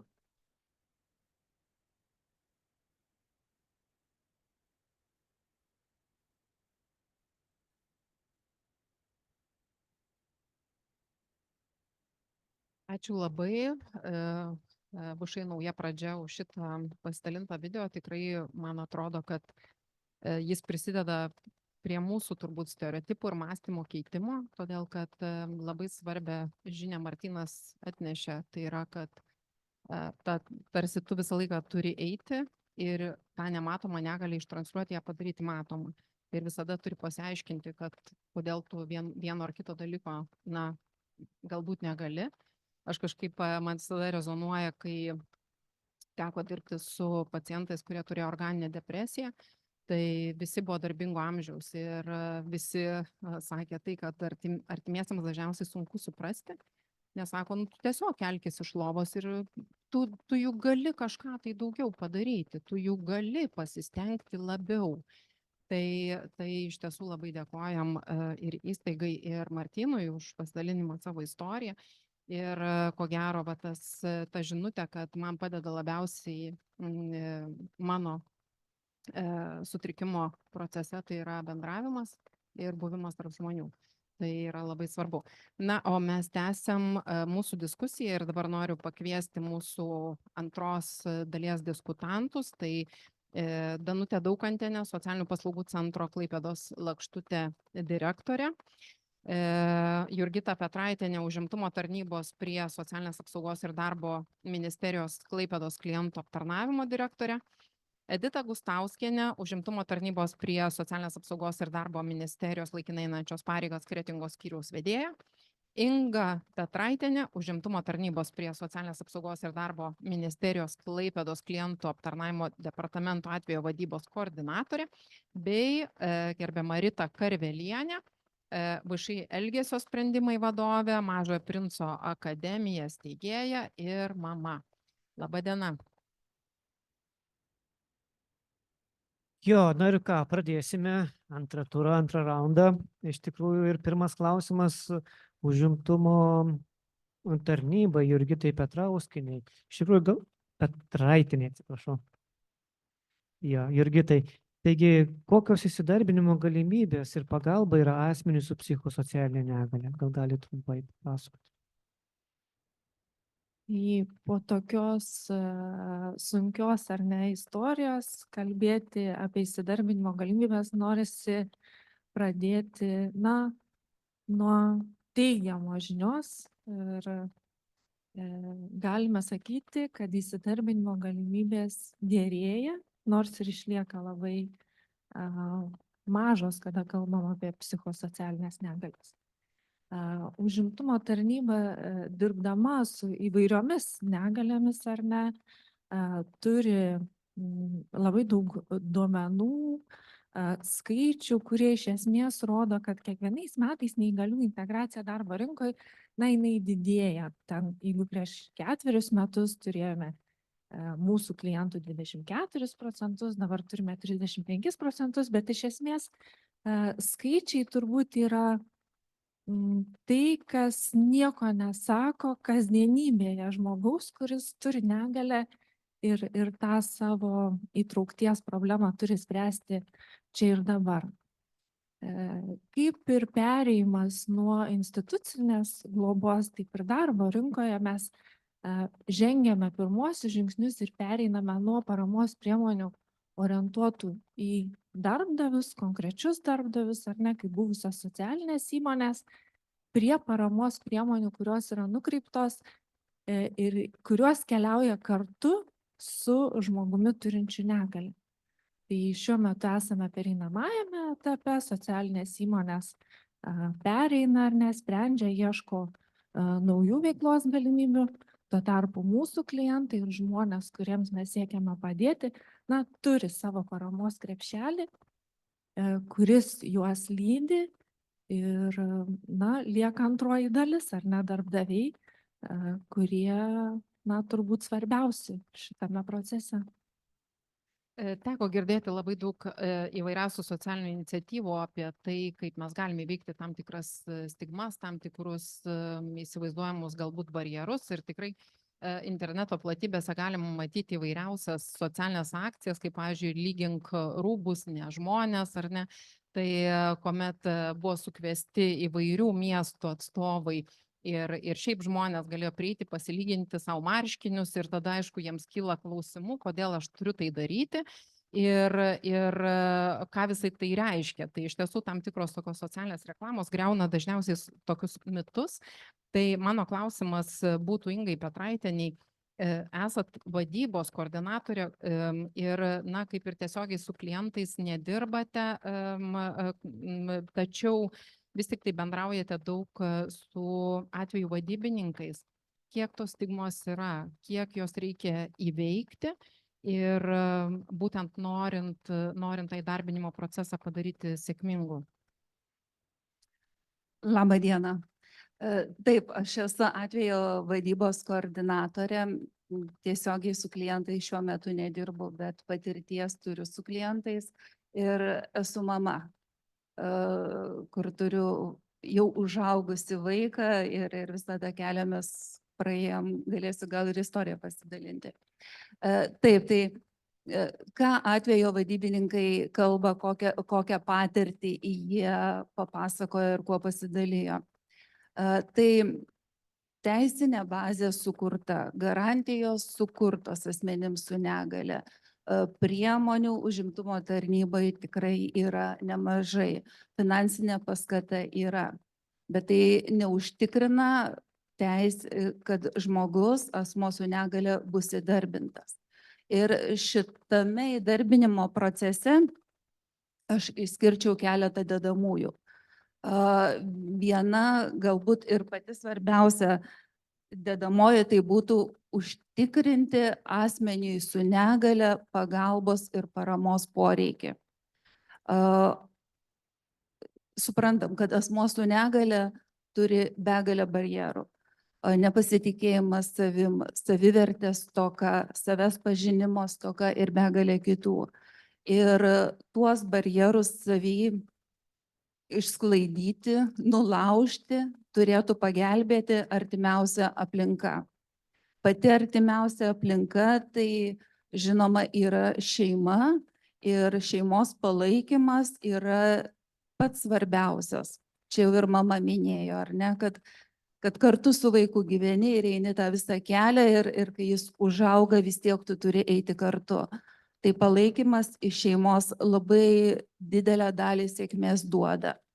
Grįžtant prie užimtumo tarnybos, užimtumo tarnyba kaip užimtumo rėmimo politiką įgyvendinanti institucija ieško efektyvių būdų, kaip pagelbėti asmenims. Ir tuo tikslu 2022 metais buvo įvesta atvejo vadyba. Atvejo vadyba ir yra padėti kompleksinių sutrikimų turinčiams žmogui, šiuo atveju kalbam apie asmenį su negale, siekti užimtumo. Ir atvejo vadybos procese yra svarbus vidinis ir tarpinstitucinis bendradarbiavimas. Ir čia noriu paminėti gerą pavyzdį bendradarbiavimą su savivaldybėse dirbančiais atvejo vadybininkais. Tauragė pasidalijo mūsų atvejo vadybininkė pavyzdžių, kad buvo klientas, mūsų užimtumo tarnybos klientas, jaunuolis apie 30 metų, nebaigęs vidurinės mokyklos, mokslus metęs dėl patyčių ir jis tiesiog sėdėjo namuose. Šeimoje palaikymo nesulaukė, mama taipogi turėjo tam tikrų baimių, nuostatų ir tas jaunuolis sėdėjo namuose be jokio tikslo. Atvejo vadybininkų pagalbos tiek užimtumo tarnybos, tiek savivaldybės atvejo vadybininko dėka jaunuolis buvo ištrauktas iš namų. Dabar yra planuojami mokslai, planuoja mokytis informacinės technologijas. Tai šituo pavyzdžiu noriu pasakyti, kad tarp institucinis bendradarbiavimas yra labai svarbu ir mūsų atvejo vadybininkų darbe. Toliau noriu dar paminėti vieną pavyzdį apie skirtingas galimybės mieste ir visai kitas galimybės periferijoje, provincijoje, mažuose miesteliuose. Suprantam, kad mieste galimybių daugiau, o mažuose miesteliuose, sakykime, Skuode, Šilalė, Jurbarke, galimybių kaip ir visiškai nėra tokiam asmeniai. Vėlgi turim vieną pavyzdį iš Neringos.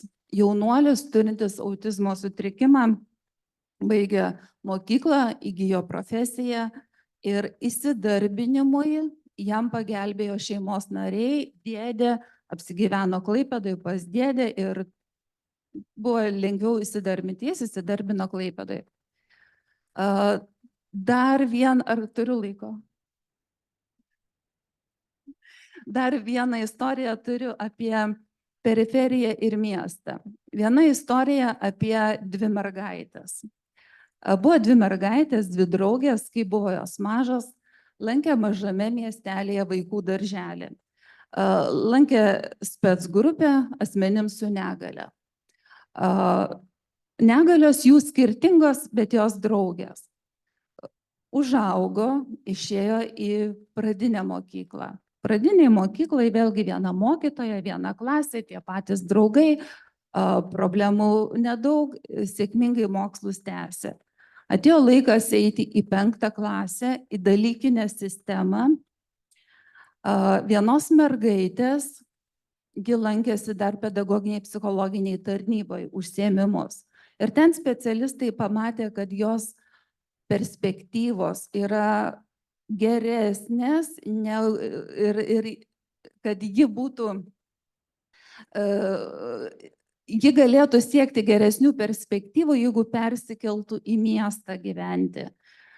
Ir su šeima jie pakeitė gyvenimą kardinaliai. iš miesto įsikėlė gyventi į miestą, susirado gerą mokyklą, specialiąją mokyklą ir kur savo aplinkoj baigė mokslus, toliau įgijo profesiją ir įsidarbino. Kita mergaitė buvo draugė iš daugiavaikės šeimos, kur buvo šeimoje 11 vaikų. Ir mama sako, mes pavydim tai mergaitei, o mes neturim galimybės keisti savo gyvenamosios vietos ir mes liekam gyventi tam mažam miestelį. Ir aišku, galimybės ir baigės, ir namuose vaikas. Ačiū Ingai, visko neišpasakokit, dar turėsim klausimų. Na, o dabar toliau einam turbūt ir bandom diskutuoti ir gilintis apie įdarbinimo galimybės. Tai Edita Gustauskienė. Klausimas būtų, ką šiandienai atvira darbo rinka gali pasiūlyti žmonėms su negale ir kokios papildomos garantijos yra darbdaviams iš to. Gal gali trumpai apie šitą dalyką apkalbėti? Labadiena visiems. Kaip žinot, užimtumo tarnyba iš tikrųjų siūlo šiai dienai labai platų spektrą paslaugų. Vienos jų yra daugiau nukreiptos į neįgaliuosius asmenis, tam, kad padėti jiems integruotis į darbo rinką. Kitas paketas paslaugų paskatinti darbdavius įdarbinti tuos neįgaliuosius asmenis. Neįgalieji asmenys, kuriems yra poreikis pasinaudoti tam tikromis užimtumo tarnybos paslaugomis, tarkim, pagalba įsidarbinant, jie gali gauti užimtumo tarnyboje. Taip pat lydimąją pagalbą, kogi šitos pagalbos skiriasi. Pagalba įsidarbinant yra nukreipta labiau į įdarbinimo procesų palengvinimą, padėti asmeniui susitvarkyti visus įdarbinimo procesus. Lydimoji pagalba, sakysim, kaip pavyzdys, gali būti, sakysim, asmuo, kuriam reikia gestų kalbos vertėjo darbe. Tai šiuo atveju lydimoji pagalba įeina jau įsidarbinusiems asmenims ir tiems asmenims, kuriem pradėti dirbti, reikalinga asistento pagalba. Kitas paketas paslaugų yra finansavimas, tai įdarbinimo subsidijavimas priklausomai nuo dalyvumo procento yra skirtingas procentas nuo apskaičiuoto darbo užmokesčio finansuojamas darbdaviui. Tai yra šiuo atveju paskata darbdaviui būtent įdarbinti, suteikti darbą neįgaliajam asmeniui.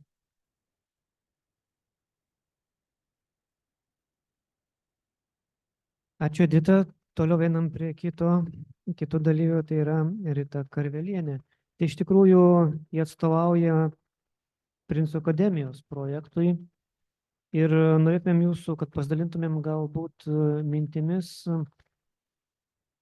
Jaunuoliai dalyvaudami jūsų veikloje, jūsų projekte, gal galite papasakoti, kokį pokytį jūs matote atėjus pradžioje ir galbūt tame procese, kokie pokyčiai vyksta jaunuolių gyvenime. Sveiki, malonu, kad bendradarbiauja universitetas su mumis. Labai džiaugiuosi, kad mūsų daug kolegų sėdi visas galas. Ir pokytis yra tas, kad mūsų labai skirtingas yra spektras, nes mes dirbame su autizmo pagrindė spektru, bet yra ir Dauno sindromo vaikų, kurie jau tapo mūsų šeimos nariai. Ir tai skirtingas yra pokytis, nes skirtingas spektras yra. Bet didžiausias, ką rodo mūsų, kad jie visi tampa bendruomenės nariai. Tai pas mus yra nuo sunkiausių, kurie labai didelį jaunuoliai sunkius poreikius turi, iki Aspergerių, kurie yra genialūs, talentingi. Tai didieji jaunuoliai, kurie turi didelius poreikius, jų pokytis yra tas, kad jie jaučiasi. Kiekvienam žmogui tikriausiai labai svarbu jaustis kažkam priklausyti. Tai tie sunkieji, mūsų vadinami sunkieji, jie jaučiasi, kad priklauso bendruomeniai, kad čia jų vieta, jie kažką tai gali ir jie vis išmoksta daugiau. Mes pradėjome, kai jie buvo maži, jie pradėjo daryti kavą, paspausdami kraniuką prie bažnyčios ir eidavo žmonės po mišių, jie tik mokėjo įpilti ir net ne visi paduoti tą kavą. Dabar jie dirba prie rimtų kavos aparatų, Sandy Coffee kavinukiai, jau jie kepa pyragus ir kiekvienas turi savo pyragą. Benas kepa bolių pyragą, Anė daržovių keksiukus sumaišo, kitas vaikas suka su viena ranka, nes kita ranka neveiksni, gėlytės tai reikia ateiti ir paragauti mūsų skanėstų. Ir tai didžiulis pokytis nuo paprasto kraniuko atidarimo iki profesionalių kavos aparatų, išgirdimo, ką sako žmogus, kad kokios kavos nori. Tai atrodo kažkam tai labai paprasti dalykai, bet mūsų vaikam reikėjo 4, 6, kitiem net daugiau metų, kad pereitų prie tos kitos veiklos. Tai vėlgi rodo, kad yra koks didelis laiko tarpas jiem turi užimti, atlikti tą patį veiksmą, priprasti prie tų žmonių. Ir dar o apie Aspergerius kalbant, jie talentingi, jie atėjo prieš 4 metus pas mus, čia ir mamų sėdi, ir jie buvo priešiškai nusiteikę prieš mus, nes jie protingi. Ir ką jie su šitais durniais veiks čia. Ir iš tikro pokytis įvyko, kai mes persikraustėm, kai įkūrė Mažojo princo akademiją ir jų paprašėm baldus įnešti, jiem įvyko, kad čia jų namai. Ir jie dabar tokie artimi yra ir jie sako, paprašėm vieną vaiką priimti į stovyklą ar priims į jų stovyklą, nes taip reikėjo, kad ale sunkesnį vaiką. Jie sako, tai mes visus priimam. Nors jie dar prieš metus sakė, tai mes su tais durniais tikrai čia mums neįdomu, nebūsim. Ir jie jautėsi kitokie, bet jie vėl pajuto, kad čia jų namai. Tai vėlgi didelis pokytis, vėl apie tą patį aš, kad labai mums svarbu visiems jausti, kažkam priklausyti.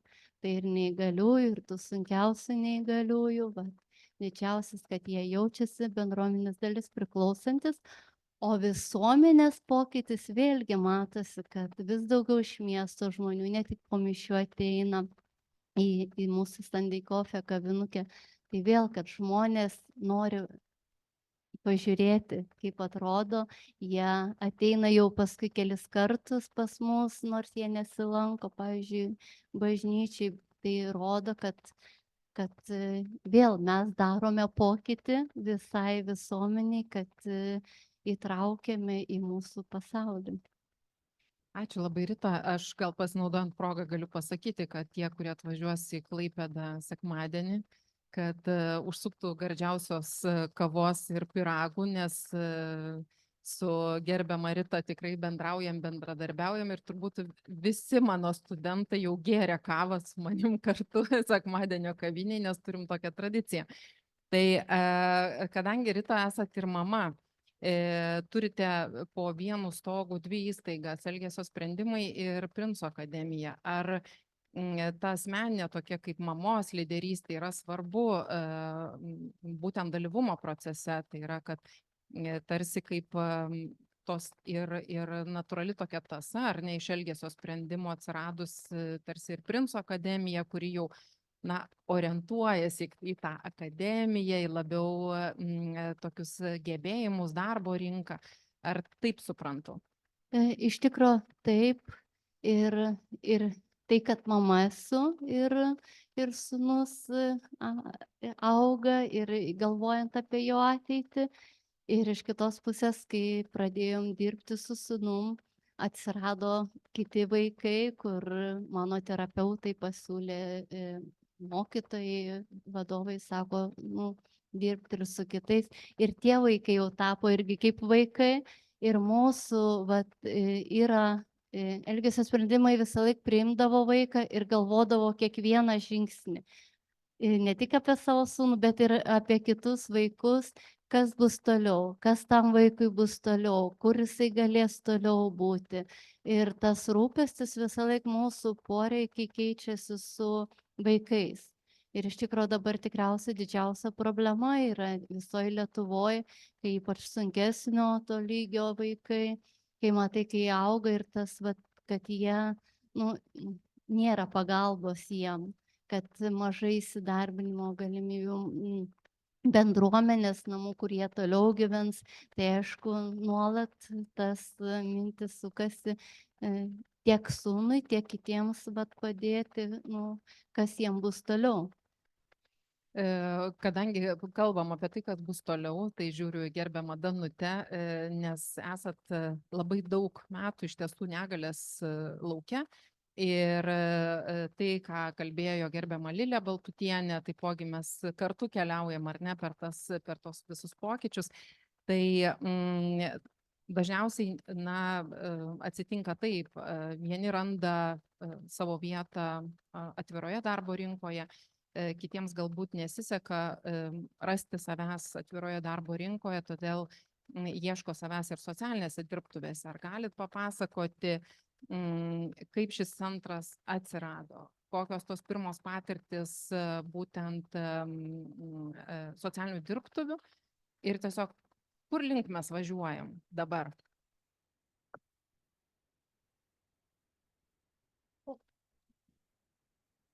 Ačiū už klausimus. Klausiausi kolegių ir didelė garbė čia dalyvauti, atstovauti mūsų įstaigą ir besiklausydama užimtumo tarnybos tokių gražių pranešimų ir žinodama, kad mūsų jaunuoliai turbūt stebi šitą susitikimą. Garbė, kad sėdžiu dabar prie užimtumo tarnybos, tai labai jau reiškia arti. Mes žingsnis po žingsnį artėjam link jūsų. Mūsų įstaiga įsikūrė tikrai seniai, praeitam šimtmetį, 1999 metais ir vadinosi įstaiga Užimtumo centras. Ir tai buvo prie specializuotų mokyklos tęstinumui, kad vaikai, jaunuoliai užaugę, išmokę kai kurių darbinių veiklų, turėtų jas kur pratęsti.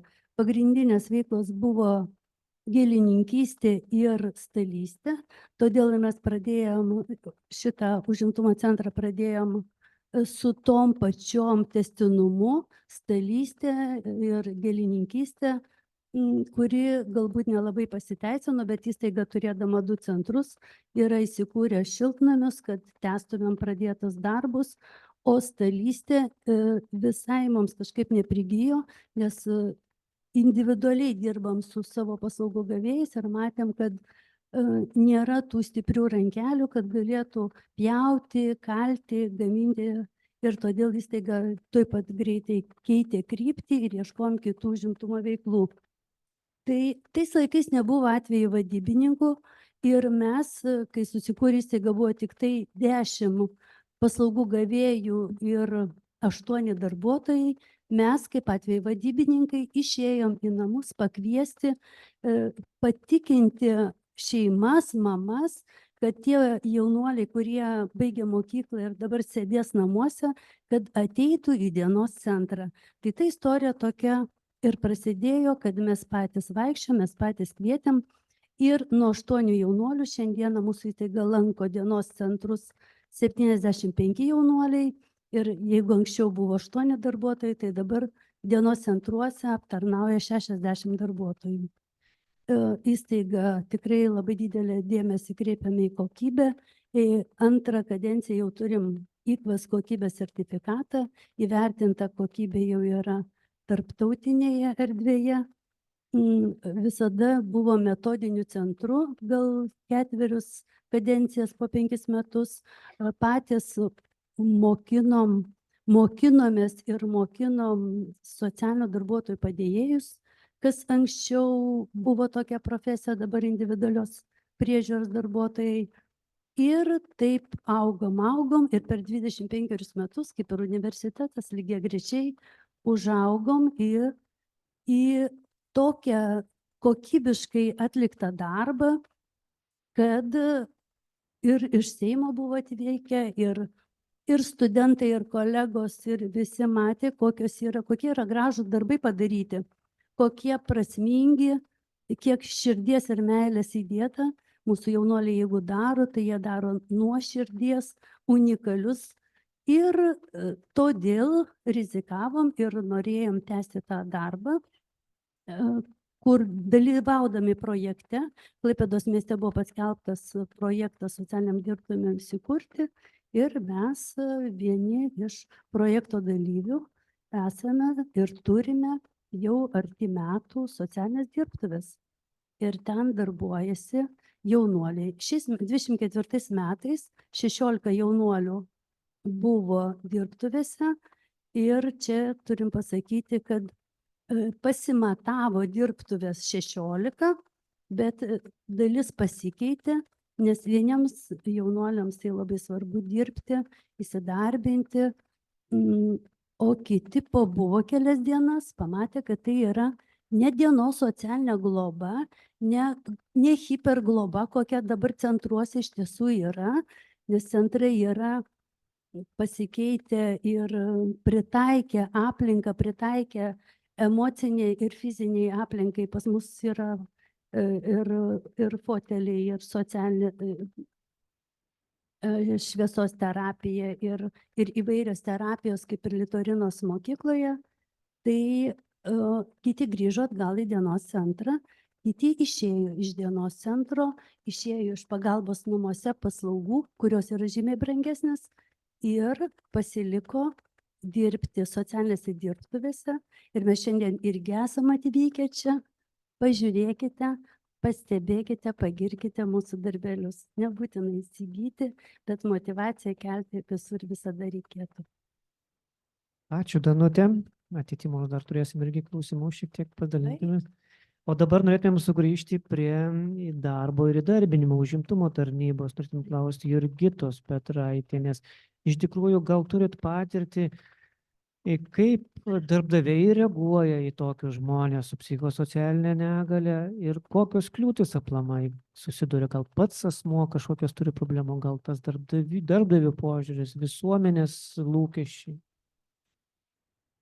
Į užimtumo tarnybą iš esmės sprendžia labai paradoksalią situaciją, kada darbdaviai nuolat kalba, kad trūksta darbo jėgos, trūksta darbuotojų ir tuo tarpu visiškai ignoruoja daugiau nei 140 000 turbūt Lietuvoje neįgaliųjų darbingo amžiaus, kurie galėtų vienokias ar kitokias funkcijas atlikti. Ką Edita minėjo, kad užimtumo tarnyboje turim pagalbą nuo to pirmo žingsnio, kaip perskaityti dokumentą, palydėjimą žmogaus į darbo vietą, jo lydėjimą kasdienybei, darbo užmokesčio subsidijas. Darbdavių baimės akės yra didelės.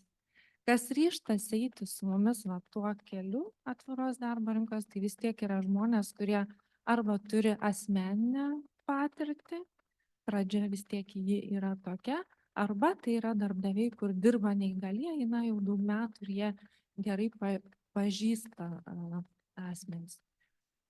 Gerųjų tų patirčių sklaida,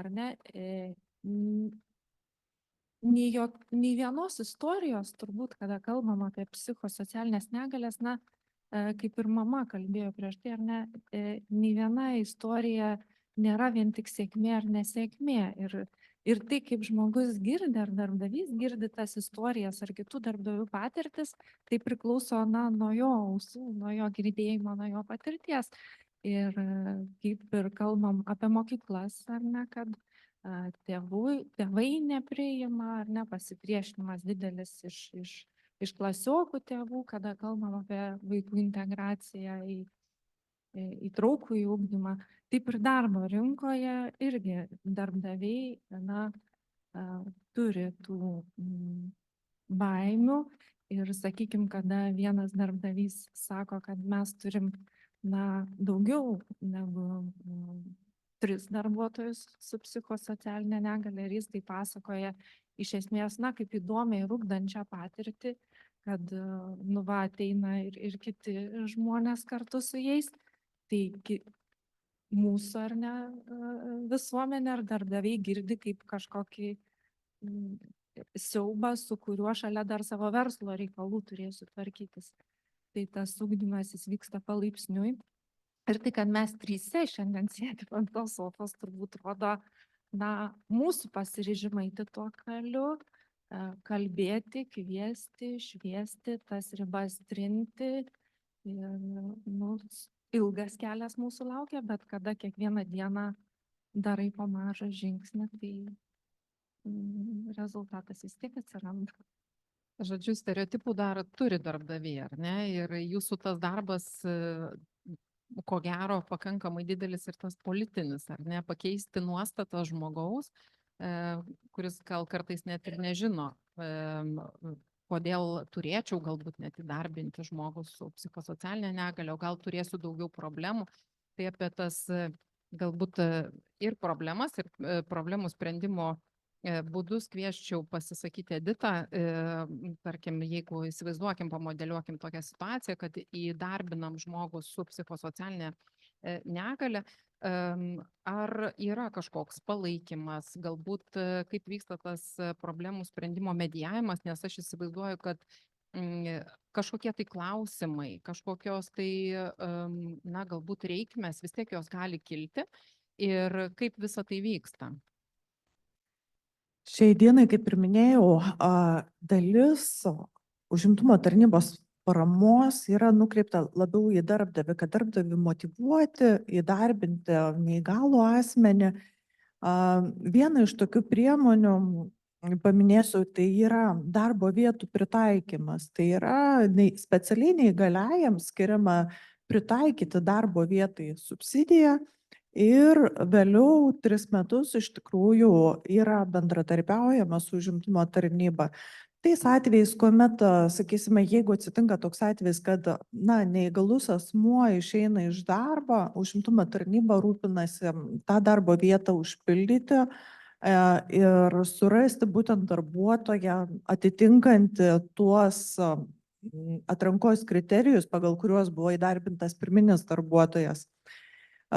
Turiu iš asmeninės patirties pavyzdžių, kai darbdaviai įsteigia tokias darbo vietas, vėliau ryžtasi darbinti darbuotojus, bet gauna šiek tiek kitokio tipo paramą, tai yra įdarbinimui subsidija, tai yra darbo užmokesčio kompensacija tam tikrą prasme. Aš manau, kad didžiausios baimės galbūt yra iki pirmo susidūrimo, kuomet darbdavys susiduria su įdarbinamuoju neįgaliuoju. Dažnai tie stereotipai yra sulaužomi, todėl kad iš esmės įdarbinus, jeigu su psichosocialinė negalia, tai yra ir lydimoji pagalba asmeniui skiriama, jeigu reikalinga, sakysim, galbūt ir bus psichologo pagalba ir jinai bus, tiek darbdavys iš esmės gali būtent toj vietoj gauti tam tikrą paramą ir tam tikrą naštą nuo darbdavio pečių nuimama, bet taip pat yra padedama ir tam neįgaliajam asmeniui. Šiuo atveju daugelis problemų, aišku, kyla įsidarbinus ir tie mūsų asmenys su negalia, kurie yra įdarbinti, dažnai jie kreipiasi į užimtumo tarnybą kilus pirmai nesėkmei, konsultuojasi, kaip būtų galima išspręsti vieną ar kitą klausimą. Tai šiuo atveju su neįgaliaisiais labiau yra nukreiptas atvejo vadybos darbas, tai atvejo vadybininkai, aš manau, tų tokių grįžtamųjų vizitų tikrai sulaukia dažniau, bet ne ką rečiau ir eiliniai įdarbinimo konsultantai sulaukia ir tikrai mielai yra teikiama konsultacija, nepriklausomai nuo to, ar asmuo šiuo metu yra registruotas užimtumo tarnyboje, ar, sakysim, buvo registruotas. Bendroji informacija visuomet yra teikiama vieno langelio principu. Kadangi dabar truputėlį pakalbėjom apie darbdavius, vis tiek žiūriu į kitas kolegės ir Ritą, Danutę, noriu iš kitos pusės šiek tiek paklausti. Žmogus su psichosocialinė negalia yra lygiai toks pat kaip mes irgi kartais nenorime eiti į darbą ir galbūt užsimti kažkokią tai veiklą. apie galbūt tą irgi pasirinkimą, motyvaciją jaunuolių, suaugusių žmonių. Kaip jūs mato tą procesą? Rita, labai gražiai jūs sakėt, ar ne, kad ir Danutė minėjo, kad galbūt ne visada galima nupirkti, bet bent pagirti. Aš visą sakau, kad irgi ir nupirkti yra gerai, bet galvojant ar ne apie tą atlygį, nes tos pagiros neužtenka, žmonės irgi nori sau leisti kažką, tai galbūt nusipirkti naujus batus, dar kažką, tai ar ne, turit gražių istorijų. Tai, na, kaip su ta motyvacija ir kur link einam, ar mes matot, kad galėtume kažkaip tai išaukti į tai, kad žmonės galėtų užsidirbti pinigų? Aha. Tai kadangi, kaip minėjau, pas mus autizmo spektras, tai dar yra toksai jų gyvenimas būna aukštyn žemyn, nėra lygaus. Ir dažnai kartais būna susižavi ir žmonės ir prieina prie manęs ir sako, tai gal galėtų pas mus įsidarbinti, vat fainiai dirba, čia jūs jaunuoliai, aš priimčiau į barą, į kavinę, vienu žodžiu. Bet žinant kiekvieną jų nuo tokio ir žinant jo istoriją, kaip jis eina žemyn, aukštyn, iš tikrųjų ir dienas ateina vieną sekmadienį, viską daro, kitą sekmadienį ateina, prašo išjungti muziką, kiti pyksta, nori vaikinai muzikos, kitiem per daug triukšmo. Tai ir parodo, kaip jam būtų įsidarbinti iš tikrųjų kažkokiam tai darbe, kur reikia, jisai turi darbą atlikti kažkokį, tai aišku, ir motyvacijos, ir tai didelis, kaip minėjau, nuo mažens darbas yra su mūsų, kad ir tėvus mokinomės, kad nupirktų piniginę vaikui, kad vaikas įsidėtų, kad gal kažkokius skanumynų jie jau nepirktų, o vaikas galėtų už tos pinigėlius nusipirkti. Tai ypač autizmo spektro žmogui tas suvokimas ateina labai labai ilgas kelias, kol ateis, kad supranta kitas, kam iš viso tie pinigėliai. Bet kaip supranta, iš tikrųjų, apie istorijas jau Brigita žino, tai pas mus buvo, yra mergina, jai jau 25 toj bus metai ir jinai neverbalizuojanti ir tiesiog tos taupo ir mama nesupranta, nei jai duoda, nei pati. Ir paskui nuėjo į Akropolį, nusipirko blizgančią žalią suknelę, kur mama niekad nepirktų jai tokios, o ją rengdavo madingai, atrodo gražiai, bet jai pasididžiavimas, kad jinai ir rodo kažką aiškina mum ir kad nusipirko jinai suknelę už savo tos uždirbtus pinigus. Tai, buvo visiems. Dabar jinai taupo lygintuvui, nesupranta, kam jai to lygintuvo, nes namuose yra, bet, jai reikia, jinai pirks dabar, už savo pinigus tos lygintuvus. Ir tai iš tikrųjų ta motyvacija irgi vėl darbas su jais, kaip motyvuoti kiekvieną darbui, kad jisai dirbtų, kad išdirbtų tą visą dieną, kad suprastų, kad jisai negali, tai vėl ir visokių kortelių žymėjimas, nuo kiek iki kiek jisai turi darbą atlikti, mes ne tik kavinukai, bet ir daržo programą turime. Tai vėl, jeigu mes ravim, tai suprantam, kol nuravėsime, eisim ilsėtis. Jam turim labai aiškiai. Ir šį sekmadienį buvo vieno berniuko, jisai naują darbą darė, puodukus turėjo sudėlioti, sako, kiek tų puodukų atneš, sakau, daug, kad čia pilna būtų. Ir jisai sako, aš klausiu, kiek? Tada greit sakau, 40. Ta prasme, jam turi būti aišku ir tada yra motyvacija, kai viskas aišku, viskas suprantama. Tai vėlgi sakau, bet tai turi vykti darbas nuo mažens, kas liečia, kad jisai turėtų suvokti, kad neatsiras šiaip savo pinigai, negalės skanumynų nusipirkti vėliau kitų daiktų, kad ta motyvacija, o žmonių taip, žinoma, ir pagirimas didžiausias, kad jisai dirba, ir ta žmonių šypsena, kad ir supratimas, aišku, nes vėlgi mes, kaip minėjau, keičiam žmonės ir būdavo irgi tokių situacijų, kad sako, mes čia ilgai laukiam kavos, kur ta kava, bet aiškinam, kad tam vaikui svarbu paklausyti, jisai kiekvieną kartą klausia, ar tu su zefiriukais ar be zefiriukų, ar nori po barstuku ar ne, ir jisai būtinai sulauks atsakymo ir jisai neskubės, išlauks. Tai vėlgi, pratinimas tų vaikų prie mūsų socialinių normų, bet ir žmonių pratinimas prie vaikų. Vėl ir žmonių šypsena, žmonių pagirimas, kad šauniai dirba, ką daro skaniai, jiem žinoma, tai didžiausia motyvacija ir vėlgi aplankyti juos dažniau ir motyvuoti, kad jie daro, kad čia jų darbas.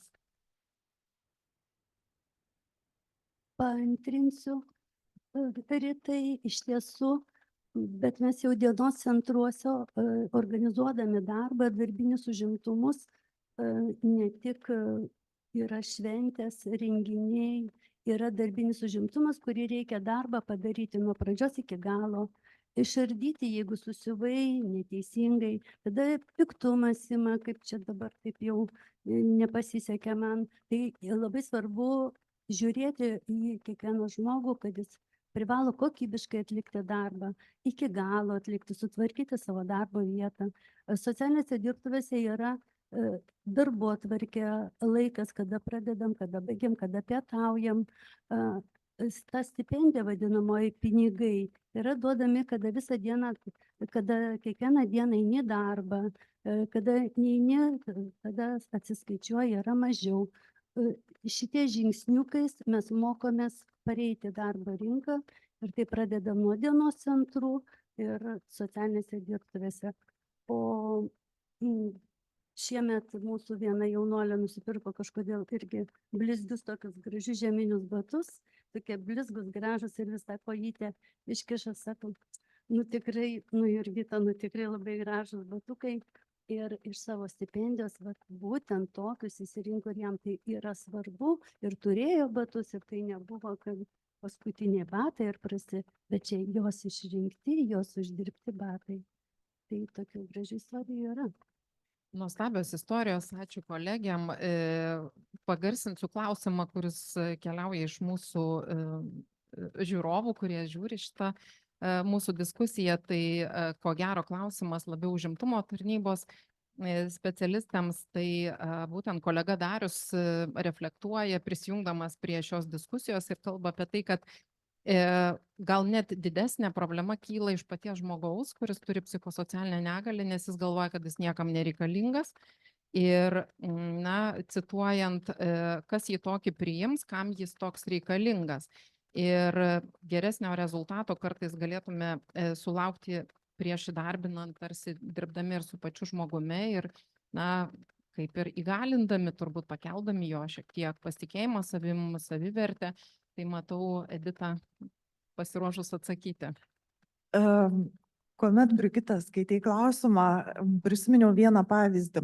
Praeitą mėnesį lankant darbdavius pas vieną darbdavę, užsukom ir tiesiog pradėjom kalbėti apie tai, kad praeitais metais sezoniniam darbui buvo įdarbinęs neįgalų asmenį su psichosocialinė negalia, ten ir stiprus elgesio sutrikimai.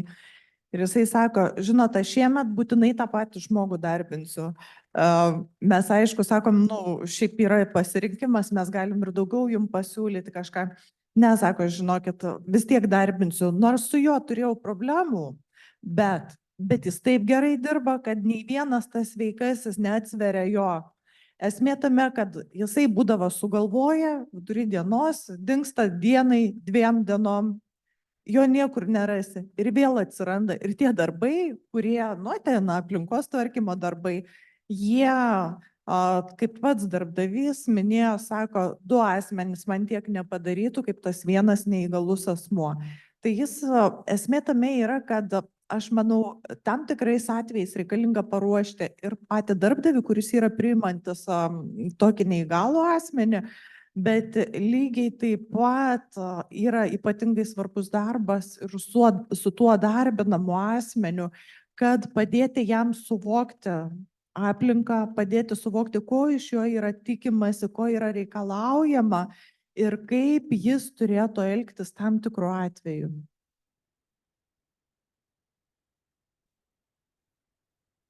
Gal ko Edita kitais žodžiais pasakė, kad mūsų atvejo vadyba ir užimtumo tarnybos atvejo vadyba ir prasideda nuo to, kad padėti žmogui save pamatyti, patikėti, kad galiu.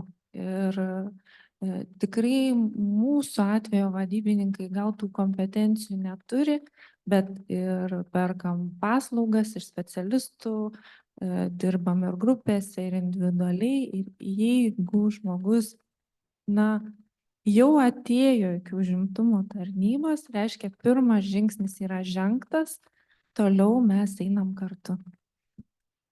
Ačiū Jums už pasisakymus. Iš tikrųjų, mūsų diskusija eina lyg į pabaigą. Ir dabar pabaigai vis dėlto paskutinis sakinys mūsų žiūrovams ir čia atėjusiems pabaigai pasakymai, ką galėtumėte palinkėti ar pasakyti čia atvykusiems iš tikrųjų. Danutė, prašoma Jūs. Man atrodo, kad socialinis palaikymas yra svarbiausias tam mūsų jaunuoliui ir mes visi turėtumėm jį palaikyti. Mano irgi būtų toksai palinkėjimas iš tikro, tie, ypač vėl kalbu apie sunkiausius, kad jie kartais negali savęs parodyti, negali parodyti savo, ką jie geba, tai mes galime už juos parodyti, kad jisai gali šitą ir tada mūsų parodymas yra, jie patys tada pajunta, kai mes rodom. Ir ne vienas pavyzdys, kai šalies ir specialistai sako, šitas vaikas nieko negeba, bet mūsų įrodymas, kad jisai gali tą, tada patiki visuomenė, patiki tada pats ir tas žmogus. Ir iš tikrųjų mūsų toks pavyzdys, kad jie gėlės ir kaip žydės, tai priklauso nuo mūsų, kaip jie pražys. Mano palinkėjimas būtų labai paprastas, registruojantis, pildant registracijos anketą, buvo stulpelis, kur buvo klausimas, ar auginate vaiką su negale. Tai aš labai norėčiau palinkėti tiek renginio organizatoriams, tiek ir mums, kad tame stulpelėje dalyvių sąraše būtų kuo daugiau tų ne, kad visi kartu kalbėtumėm apie bendrą visuomenės, tą iššūkį, įtraukti ir dirbtumėm kartu. Ačiū už surengtą diskusiją ir palinkėjimas būtų visiems turėti didelį kiekį optimizmo atsargų ir kalbėti apie negalę ir asmenį su negale. Ačiū. Sakyčiau, nebijokim būti patys atviri, išklausyti tą, kuris ateina pas mus. Ir ne visuomet galbūt reikalinga mūsų pagalba, dažniausiai reikalingas mūsų išklausimas, empatiškas išklausimas, supratimas. Ir dažnai pats žmogus padiktuoja tai, ko iš tikrųjų jam reikia. Neprimeskim savo sprendimų, savo nuostatų ir nepribokim tų žmonių, kurie ateina pas mus. Ačiū labai prasmingi žodžiai. Pabaigai norėčiau pasakyti tokią bendrą galbūt informaciją, kad kadangi visi, kurie dalyvaujat tiek kontaktu, tiek nuotoliniu būdu, tikrai gausite dalyvio pažymėjimus, jie bus išsiųsti jums elektroninius paštus. Ir tai yra tik tai pirmas renginys į mūsų diskusijas ir tikrai kviesim visus į kitus 2 sekančius renginius, kurie bus skirti sensoriniams poreikiams suprasti, nes tai, ką dabar ir kalbėjom, ir Martyno istoriją, kurią matėm, tai be jokios abejonės kalbam apie sensorinius poreikius, kurie taipogi įtakoja tą dalyvumo galimybės. Na ir mano gal tokia žinutė pabaigai būtų, tiesiog pradėkim nuo savęs, nes kažkada teko dalyvauti mokymuose, kai buvo kalbama apie psichikos sutrikimus ir lygiai taip pat, kai aš vedu mokymus, manęs dažnai klausia, o kaip atpažinti? Tai man taip nori sakyti, kad mums nereikia atpažinti. Mums nereikia, mes tiesiog visi kartu galim kurti šitą bendrystę ir būti laimingi drauge. Tai tokiais ir linkiu likti, o perduodu baigiamąjį žodį Sauliui Lėkiui. Na, iš tikrųjų, baigiamasis žodis turbūt yra pats gražiausias Lietuvos žodis, tai yra ačiū. Tai ačiū, kad atėjot, ačiū, kad žiūrėjot. Ir visą laiką malonu susitikti toj bendrystėje, diskutuoti ir apie tai mums, kas yra mums labai aktualu. Tai dar kartą dėkojom, kad atėjot ir iki kitų malonių pasimatymų. Ir dar dovanos.